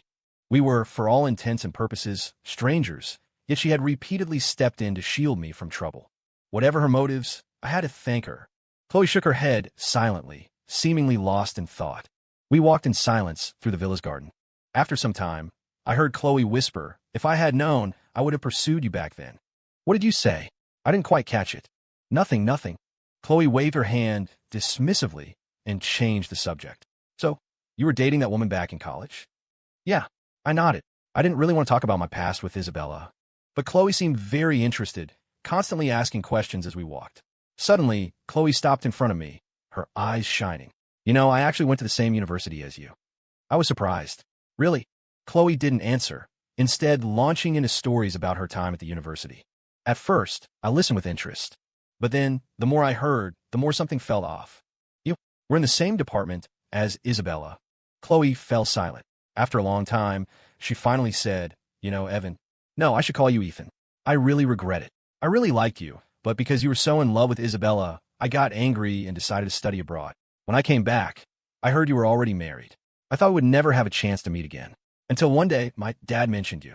I found out that you had been living such a constrained and unhappy life all these years that you couldn't even focus on your own future. Chloe looked at me earnestly. I was the one who asked my dad to transfer you here. You have no idea how happy and how heartbroken I was when I found out you were getting a divorce. Her face was a mixture of grievance and bitterness. I was stunned. I felt like my brain had short-circuited. Chloe's sudden confession made the world feel a little surreal. Chloe, are you running a fever? I even reached out and touched her forehead. What are you doing? Chloe pouted and pushed my hand away. I'm not sick and I'm not drunk. I like you. I've always liked you. She had missed her chance once, years ago. This time, she didn't want to miss it again. Especially with Isabella's relentless harassment, Chloe felt a deep sense of crisis. She knew how much I had loved Isabella back then. She wasn't sure if Isabella and I would get back together. That's why she had suggested the business trip, to get me away from Isabella. Men may be rational, but when it comes to the person they love, they can become incredibly emotional. I might have softened due to Isabella's persistence. She selfishly hoped that I would divorce Isabella. Faced with my bewildered expression, Chloe took a deep breath. Ethan, I really like you. Please give me a chance, okay? Her humble tone made my heart ache. I was torn. I didn't know what to say. After a long silence, Chloe suddenly and casually patted my shoulder. Let's not talk about this. Come on, let's go for a walk. I breathed a sigh of relief and quickly followed her. For the next few days, Chloe took me around the resort, never mentioning work. This lifestyle was comfortable, but it made me feel vaguely uneasy. But when I brought up my concerns, Chloe just shrugged. We're experiencing life. This is part of the job. This counts as work. Seeing my confused expression, Chloe explained, this resort is our next investment project. We're not on vacation. We're experiencing it as guests. Seeing how serious she was, I nodded, half convinced. All right, if you say so. A mischievous glint flashed in Chloe's eyes. Then for the next few days, please don't be so distracted. Our feedback is crucial to whether this project goes forward. I suddenly felt a great sense of responsibility. Don't worry, I'll give it my full attention. The days without work passed quickly. Before I knew it, we had been at the resort for over 2 weeks. I even felt like my professional skills had declined, that my mind had grown a bit sluggish from the long period of idleness. So, shouldn't we be heading back? I hadn't forgotten my identity. A working man. Chloe, chewing on a piece of steak, looked up. What's wrong? You don't like it here? Of course not. I shook my head. It's just, I feel like we've been here too long. I'm starting to feel lazy. I was used to a busy life. Chloe gave me a strange look, speared a piece of steak, and said, her words muffled, you'll have plenty of days like this in the future. I didn't hear her clearly. What did you say? Nothing. Chloe shook her head and put a piece of steak on my plate. Ever since she had confessed her feelings, she had become more and more bold. Anyone who didn't know us would think we were a couple. I tried to get her to tone it down, but she didn't care. I was a normal man. Faced with the advances of a beautiful, lively woman like Chloe, I couldn't completely ignore them. When we finally returned, the moment the plane landed, I got a call from the big boss. Evan, you've worked hard. Take a few days off to rest. We'll talk about the project after your break. To be honest, I felt a bit guilty talking to him. After all, his daughter and I had practically become a couple during this time. When I got home, I saw the closed front door and breathed a sigh of relief. It seemed Isabella had finally left. But as I opened the door, I saw Isabella sitting on the sofa in an apron, engrossed in the TV. The moment she saw me, she jumped up excitedly. You're back. My good mood instantly evaporated. What are you still doing here? Isabella looked hurt. I was waiting for you. You weren't answering my calls. I thought you weren't coming back. Whether I come back or not has nothing to do with you, does it? I felt no pity. For years, I was the one waiting at home for her. Now, she was just getting a taste of her own medicine. It's been over a month. When are we getting divorced? Isabella's face fell. Do you really want a divorce that badly? Ethan, we've been together for so many years. Can you really be so heartless? I just want a chance to love you again. I promise. I won't have anything to do with anyone else, okay? I had expected her to not give up easily, but hearing her say this again just made me more frustrated. Her repeated attempts at reconciliation only made me feel sick. Don't waste your time. I've told you it's over between us. No matter what you say, I won't change my mind. Just give up. Isabella looked unwilling. But why? There is no why. My voice was calm. After all these years, you should know me better than that. I had tolerated it for years. I had truly thought about spending the rest of my life with her. That's why I had chosen to forgive her time and time again. That's why I had endured hurt after hurt. But after 4 years, I had finally understood. Isabella was not someone I could spend my life with. The old Isabella might have wanted a home, but once she had it, she started craving other things. Despair filled Isabella's eyes. She had always thought she knew me so well. That's why she believed that if she just humbled herself, I would forgive her. That's why she had been so reckless all these years, never considering my feelings. But my words made her realize that I truly didn't love her anymore. My insistence on divorce was as firm as my determination to marry her back then. I wouldn't regret it, and I wouldn't change my mind. I'm sorry, Ethan. Isabella cried, tears streaming down her face. But it was too late. Our relationship had reached its end. My face was impassive. The words I'm sorry felt so cheap now. Isabella finally agreed to the divorce. I immediately requested time off from work. Chloe, who had somehow heard the news, came to me before I left. Can I go with you? I shook my head. No, I'll be back soon. Chloe looked into my eyes for a long moment, then finally nodded. Okay. On the flight back, my emotions were in turmoil. It wasn't regret, but a sense of relief, of finally being able to shed the heavy burden of this marriage.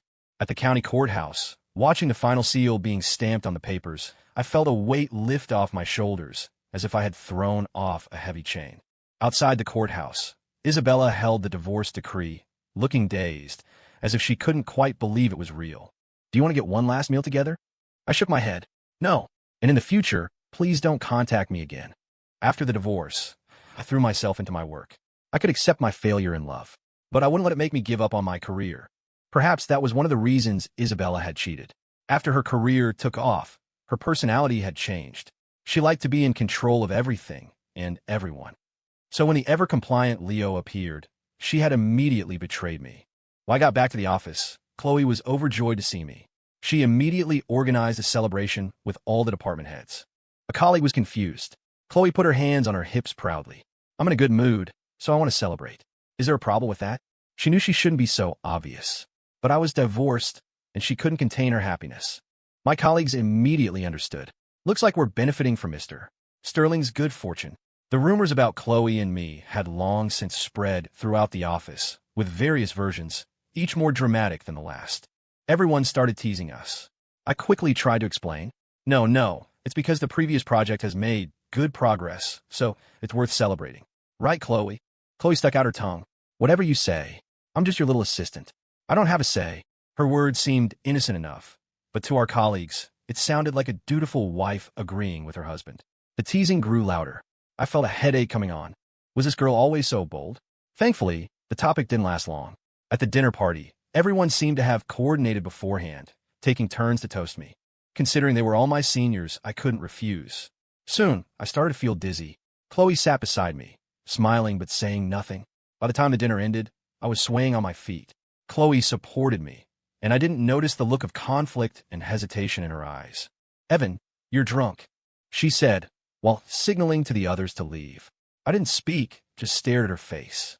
Chloe's breathing quickened, and she quickly looked away. She helped me into the car. Just as she was about to get up, I grabbed her arm. She lost her balance and fell on top of me.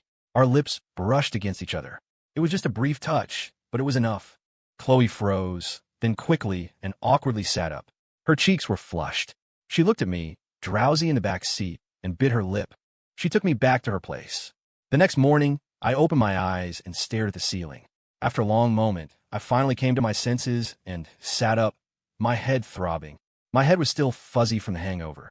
I rubbed my temples, and as I was about to look around, my fingers touched something soft. I turned my head and froze. Beside me, Chloe was lying naked under the covers, tear tracks on her cheeks. I shot up as if I had been electrocuted, only then realizing that I was also completely naked. What had happened was obvious. Chloe had actually been awake for a while, secretly watching my reaction. Seeing my nervous expression, she couldn't help but smile to herself. She slowly opened her eyes, pretending to have just woken up. "Evan, you're awake?" My expression was complicated. Last night. I wanted to." Chloe cut me off, her cheeks blushing. "I took off my own clothes last night, and I wanted to have sex with you." Even though I knew what had happened, hearing her say it out loud still made my heart ache with a strange bitterness. "I'm sorry. I was drunk last night." "It's okay."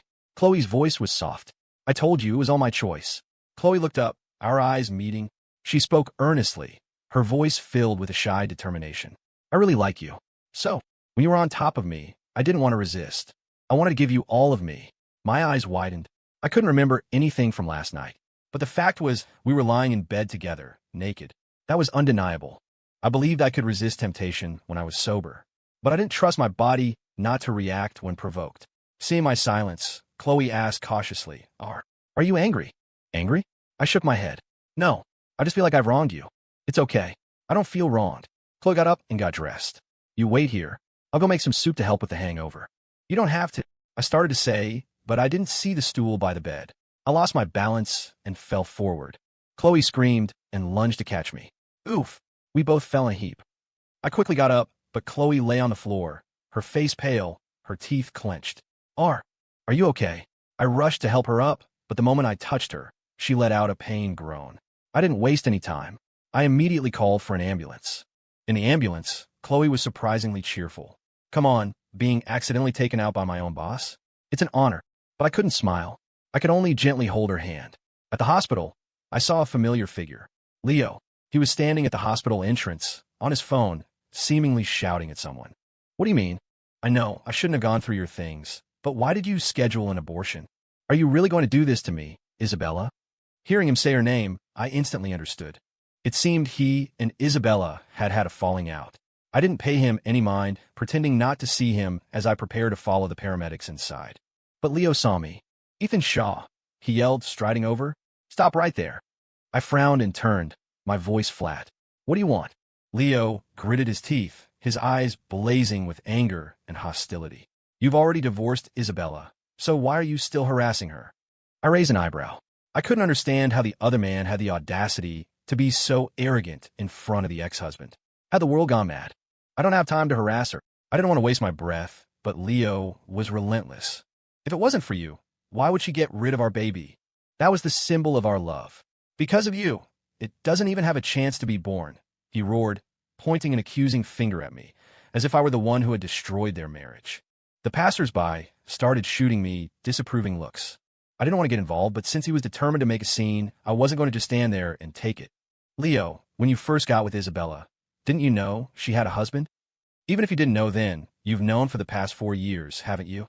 But not only did you not break up with her, you enjoyed it, and you even got her pregnant. What right do you have to question me, the original husband? What, you got my ex-wife pregnant with your child, and now suddenly it's my fault?" Now, it was Leo's turn to be scorned by the crowd. His face paled, and he gasped for air as he tried to argue. "That's bullshit. Isabella and I are in love. You're the third wheel, because you're not the one she loves." His outrageous statement didn't even need a rebuttal from me. The onlookers were already disgusted. Young people these days have no shame, wrecking a family and acting like he's the victim. Exactly. What true love? Is destroying someone's marriage true love? What a disgrace to men. It's scum like this that's ruining society. Leo's face was ashen. He couldn't even form a coherent response. I didn't react. I had never intended to judge him from a moral high ground. It was Isabella who had been unfaithful. A beautiful, wealthy woman like her could have any young man like Leo wrapped around her finger. So, in a way, Leo was a victim too. I didn't want to cause him trouble. He had brought this on himself. As the crowd grew, I decided to leave, but Leo still wouldn't let me go. This is all your fault. Otherwise, I wouldn't be the other man. I just showed up a little later than you did. I almost laughed out loud. His logic was so shameless that I couldn't even think of a comeback. As I started to walk away, Leo, like a madman, lunged and grabbed my arm. Don't go. You go and tell Isabella to marry me, not to get rid of our baby. Otherwise, I'll never leave you alone. I frowned, trying to shake him off, but he held on tight. My face hardened. My patience is limited. Let go. Never. Leo's face was contorted with rage. You call Isabella right now, or we'll stay here all day. I think you've lost your mind. I snapped and kicked him hard in the stomach. As he doubled over in pain, I warned him coldly, don't mess with me again. Next time, I'll call the police. Do you think Isabella will want a man with a criminal record? I wasn't bluffing. Given Isabella's status, she would never accept a partner with a prison record. Leo froze. He stood there, gritting his teeth. After a long moment, he looked up, his eyes filled with desperation. For the sake of the baby, just help me this once. I promise I'll never bother you again. I turned and walked away without a word. The crowd, seeing the show was over, muttered a few more insults and dispersed. Leo stood there, lost and helpless. More than losing his child, he was terrified of losing his source of income, Isabella. It's easy to go from rags to riches, but hard to go back. He couldn't accept returning to a normal life after getting used to luxury. Meanwhile, the private investigator Isabella had hired found the phone I had thrown away. She had always suspected Leo was up to something, but she had no proof. She took the phone, charged it, and turned it on. After a few moments, the notification bar filled with missed calls. Almost all of them were from her. But what made her breath catch was an unread message. The sender was Leo. A sense of dread washed over Isabella. She took a deep breath and opened the message. The moment she read it, she froze. She had warned Leo not to involve me, but he had agreed to her face while going behind her back. His messages were full of sarcasm and malice, a complete departure from his usual persona. The unread message had been sent a while ago, not long after we had separated. Ethan Shaw, Isabella is back with you. I did you a favor. Don't thank me. He had twisted the truth, but I had never seen the message. Isabella checked the message history. The more she read, the colder she felt. In front of her, Leo had always been obedient and sweet. Even his occasional jealousy seemed to be out of love for her. No woman could resist that kind of flattery. But she never imagined that while he was promising to behave, he was secretly taking intimate photos of them and sending them to me to provoke me. Not just photos of her sleeping, but even explicit pictures and videos from their encounters in the car. Isabella felt overwhelmed. She continued to scroll through the messages. Ethan Shaw, being considerate isn't enough. A man needs to be capable. Look at you, always nagging like a woman. What woman would like that? Look, this is the ring Isabella gave me. I hear you have one too, but it doesn't matter. Her heart is only with me. If I were you, I would have left a long time ago. You're just wasting time now to get more money out of the divorce, right? The messages were filled with provocation and insults. Ethan had never replied. Most of the messages were unread. But Isabella could still imagine how he must have felt when he saw the ones he did read. The thought of it made her tremble with rage. Her hand, clutching the phone, turned white at the knuckles. She left her office without a word and, on the way, called Leo. Get to my house. Now. Leo was overjoyed. Really? Isabella, have you changed your mind? Although he didn't know what had happened, the thought of getting another chance made him giddy with excitement. Isabella suppressed her rage and said coldly, just do as I say. Her anger had reached its limit. She hated herself for being so foolish, for being deceived by a man like this for so long. She didn't know whether to praise Leo for his acting or curse herself for being so lost in his sweet talk. Leo didn't notice the change in her tone and said happily, okay, I'll be right over. It's your birthday. We can celebrate. Before he could finish, Isabella hung up in disgust. Leo rushed over to the villa. When Isabella walked in, the first thing she saw was Leo bossing the household staff around. Take down that wedding photo too. This place has a new master. You'd all better cooperate. Not just the wedding photo, but all the pictures of me and her were being packed up under his direction. The evidence of our love was such an eyesore to the third party.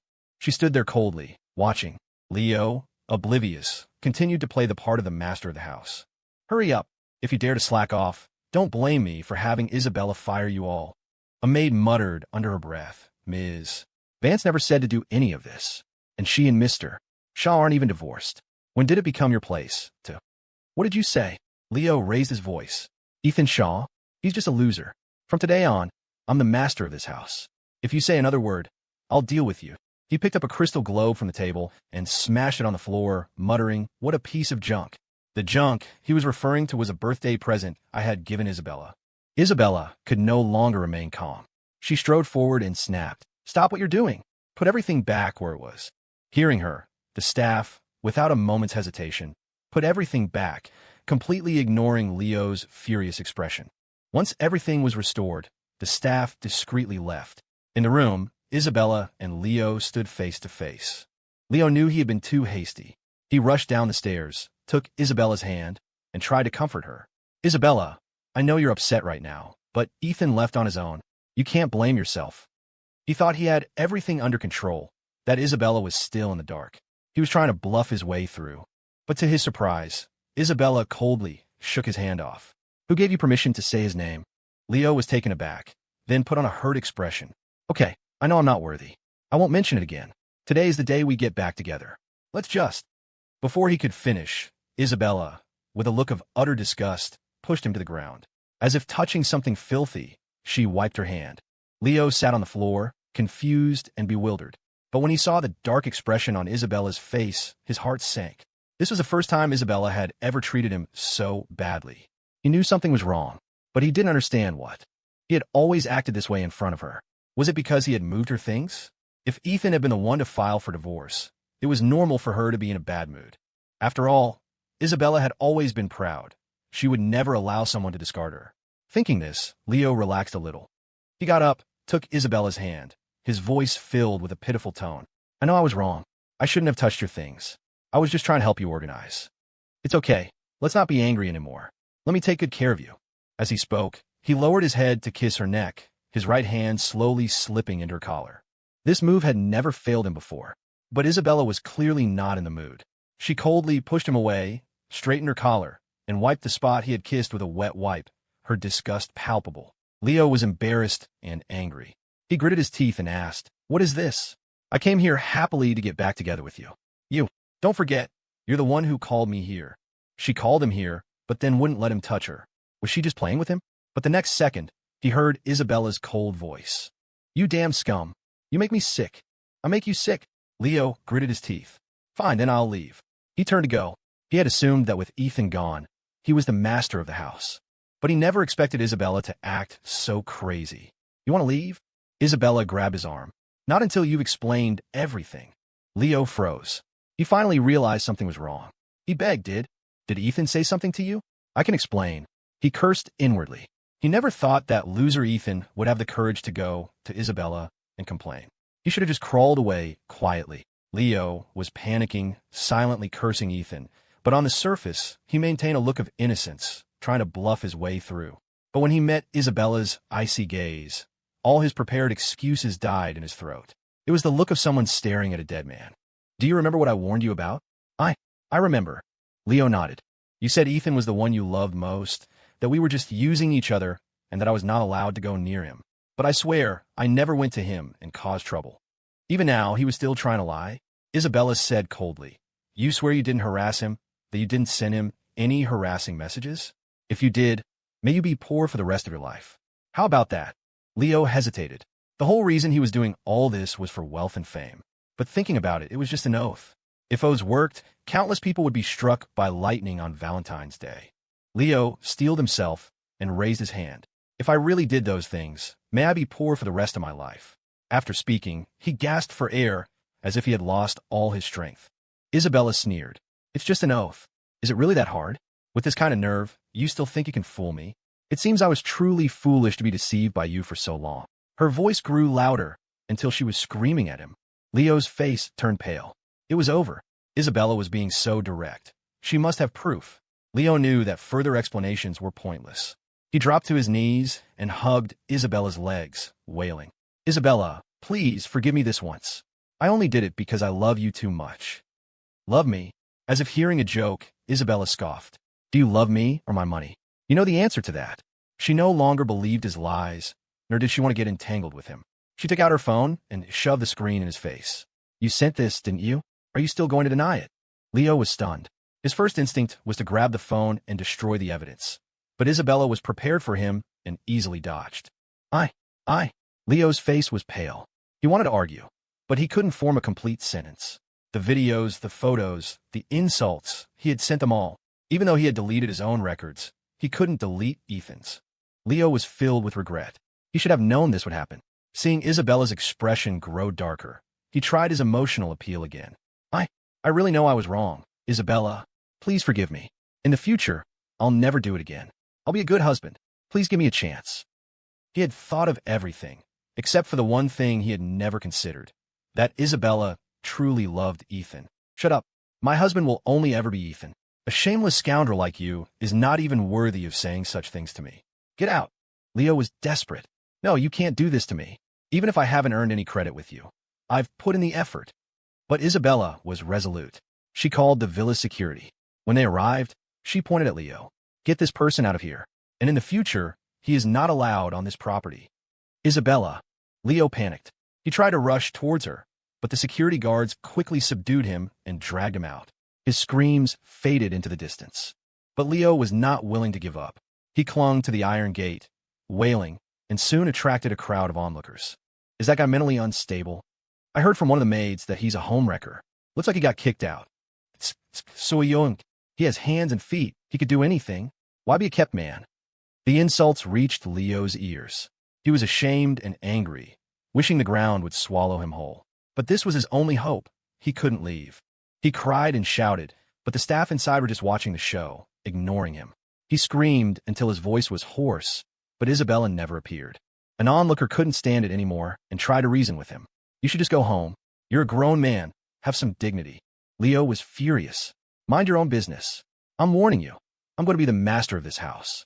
If you offend me, I'll skin you alive. Hearing this, the onlookers gave him even stranger looks. Some even thought he was crazy. The man who had been told off didn't hold back. You, the master of the house? You're an idiot. Leo cursed and spat at the crowd. The man couldn't take it anymore. He walked up and kicked Leo to the ground, then grabbed his hair and slapped him twice. I hate guys like you who seduce other men's wives. Leo covered his face and cried out, You dare to hit me? He tried to fight back, but he was just a pampered boy toy. He was no match for the other man. Soon he was pinned to the ground, screaming in pain. The man wouldn't stop until a woman next to him said, Don't draw blood.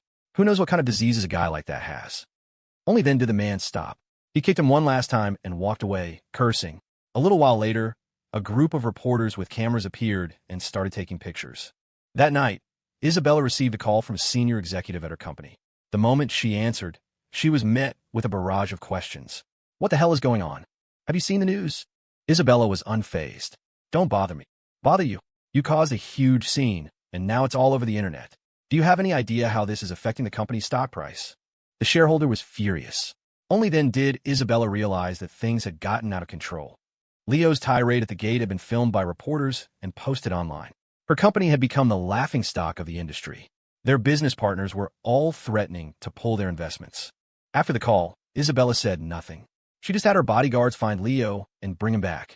Late that night, Leo was dragged before her. He looked rough, but when he saw Isabella, he still held on to a last shred of hope. Are you regretting it, Isabella? Give me a chance, I can go and clarify. Isabella didn't speak. She just stood up and walked towards him. A flicker of joy crossed Leo's eyes. But before he could say more, Isabella looked down at him and said, I've thought about it.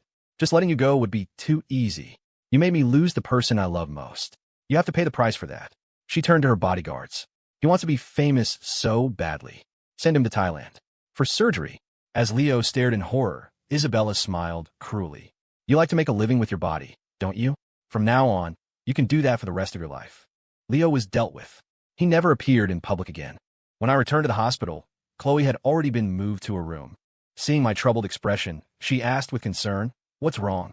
I forced a smile and said it was nothing, that I was just worried about her. Then I picked up the container of food I just bought. After all this, Chloe hadn't had a bite to eat. Do you want me to feed you? Well, yeah. Chloe raised her casted arm. You have to take responsibility. I shrugged, not refusing. But the situation felt awkward, especially when Chloe playfully bit down on the chopsticks and wouldn't let go. If you keep doing that, I'm not feeding you. I put on a serious face. Chloe quickly let go. I'm sorry. I just didn't want you to feel so awkward. My hand paused. A wave of guilt washed over me. After all, Chloe was injured because of me, and here I was being so hesitant about just feeding her. I was pathetic. I'm sorry. It's my fault. I composed myself and brought the food to her lips. But she didn't move, just stared at me. Do you not like me? Chloe's eyes reddened. The usually cheerful girl looked so hurt for the first time. I didn't know what to say, but I knew that saying anything hurtful now would be a scumbag move. Seeing my hesitation, a flicker of disappointment crossed Chloe's eyes. But she quickly put on a smile. It's okay. Liking you is my own business. I shouldn't put pressure on you. Her bright smile somehow made my heart ache, and my hand trembled slightly. I had to change the subject. Hurry up and eat before it gets cold. Chloe nodded obediently, but in her mind, she was already plotting how to win over this stubborn man. According to the doctor, Chloe needed to stay in the hospital for observation for a while. I naturally became her caregiver, but where I would sleep was a problem. The hospital room had a cot for visitors, but I was too tall to fit comfortably. Chloe saw this and felt bad.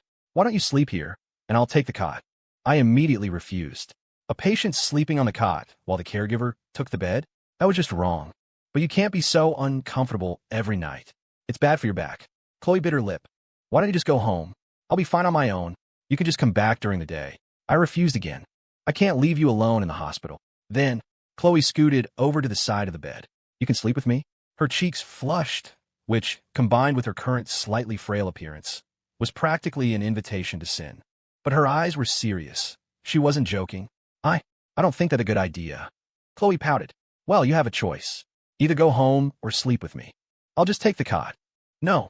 I was at a loss. After a long moment, I finally nodded. The hospital bed was much wider than the cot, but it still wasn't big enough for two people. The moment I got in, we were practically pressed against each other. I subconsciously tried to move away. Chloe giggled. If you move any further, you'll fall off. My back stiffened. I cleared my throat. It's fine. This bed is pretty big, but I didn't sound very convincing since half of my body was hanging off the edge. Just then, Chloe suddenly pulled my arm with her good hand. Just come over here. It's not like we haven't slept together before. Her voice was teasing, and I could feel my heart start to race. But I was worried about hurting her hand, so I complied and moved closer. The lights went out. In the darkness, all we could hear was each other's breathing. Chloe suddenly took my hand and placed it under her head like a pillow. Good night, she said, sounding content. I lay there, stiff as a board, not daring to move for fear of hurting her. But in the middle of the night, I finally succumbed to exhaustion and fell into a deep sleep. The next morning, I felt a tickle on my nose. I swatted at it and tried to ignore it, but the feeling came back, accompanied by a soft giggle. I opened my eyes and saw Chloe standing over me, tickling my nose with the ends of her hair. When she saw I was awake, she quickly dropped her hair, looking a little guilty. Cursing myself for sleeping so soundly, I sat up and apologized. I'm sorry. It's okay. Why are you apologizing? Chloe smiled and shook her head. I should be thanking you. If it wasn't for you, I wouldn't have slept so well. My face flushed. I cleared my throat and didn't answer. My reaction, of course, just made her laugh. I fled downstairs and bought breakfast before returning. The time in the hospital passed quickly. We didn't talk much, except for some small talk during meals. Most of the time, Chloe was on her phone playing games. I had to admire her dedication. Playing games with one hand. That was some serious commitment. That night, Chloe brought up a difficult question. I want to take a shower. I was stunned. Her hand was in a cast. She couldn't possibly shower by herself. But I couldn't just help her, could I? But Chloe, as if on purpose, blinked her eyes innocently. Can you help me? I almost refused immediately. This wasn't like helping her eat or change her clothes. This was a shower. A naked shower. Seeing my silence, Chloe urged me on. Oh, come on. It's not like you haven't seen it before. My face turned red, but in the end I agreed. In the bathroom, I was at a complete loss. But this was my mess, so I had to clean it up. Help me take off my clothes, Chloe said. I took a deep breath and unbuttoned her hospital gown. I had to admit, Chloe was very well developed. The valley between her breasts was deep, and her waist was slender, without a single ounce of fat. I could feel my body start to heat up. To avoid any trouble, I quickly looked away.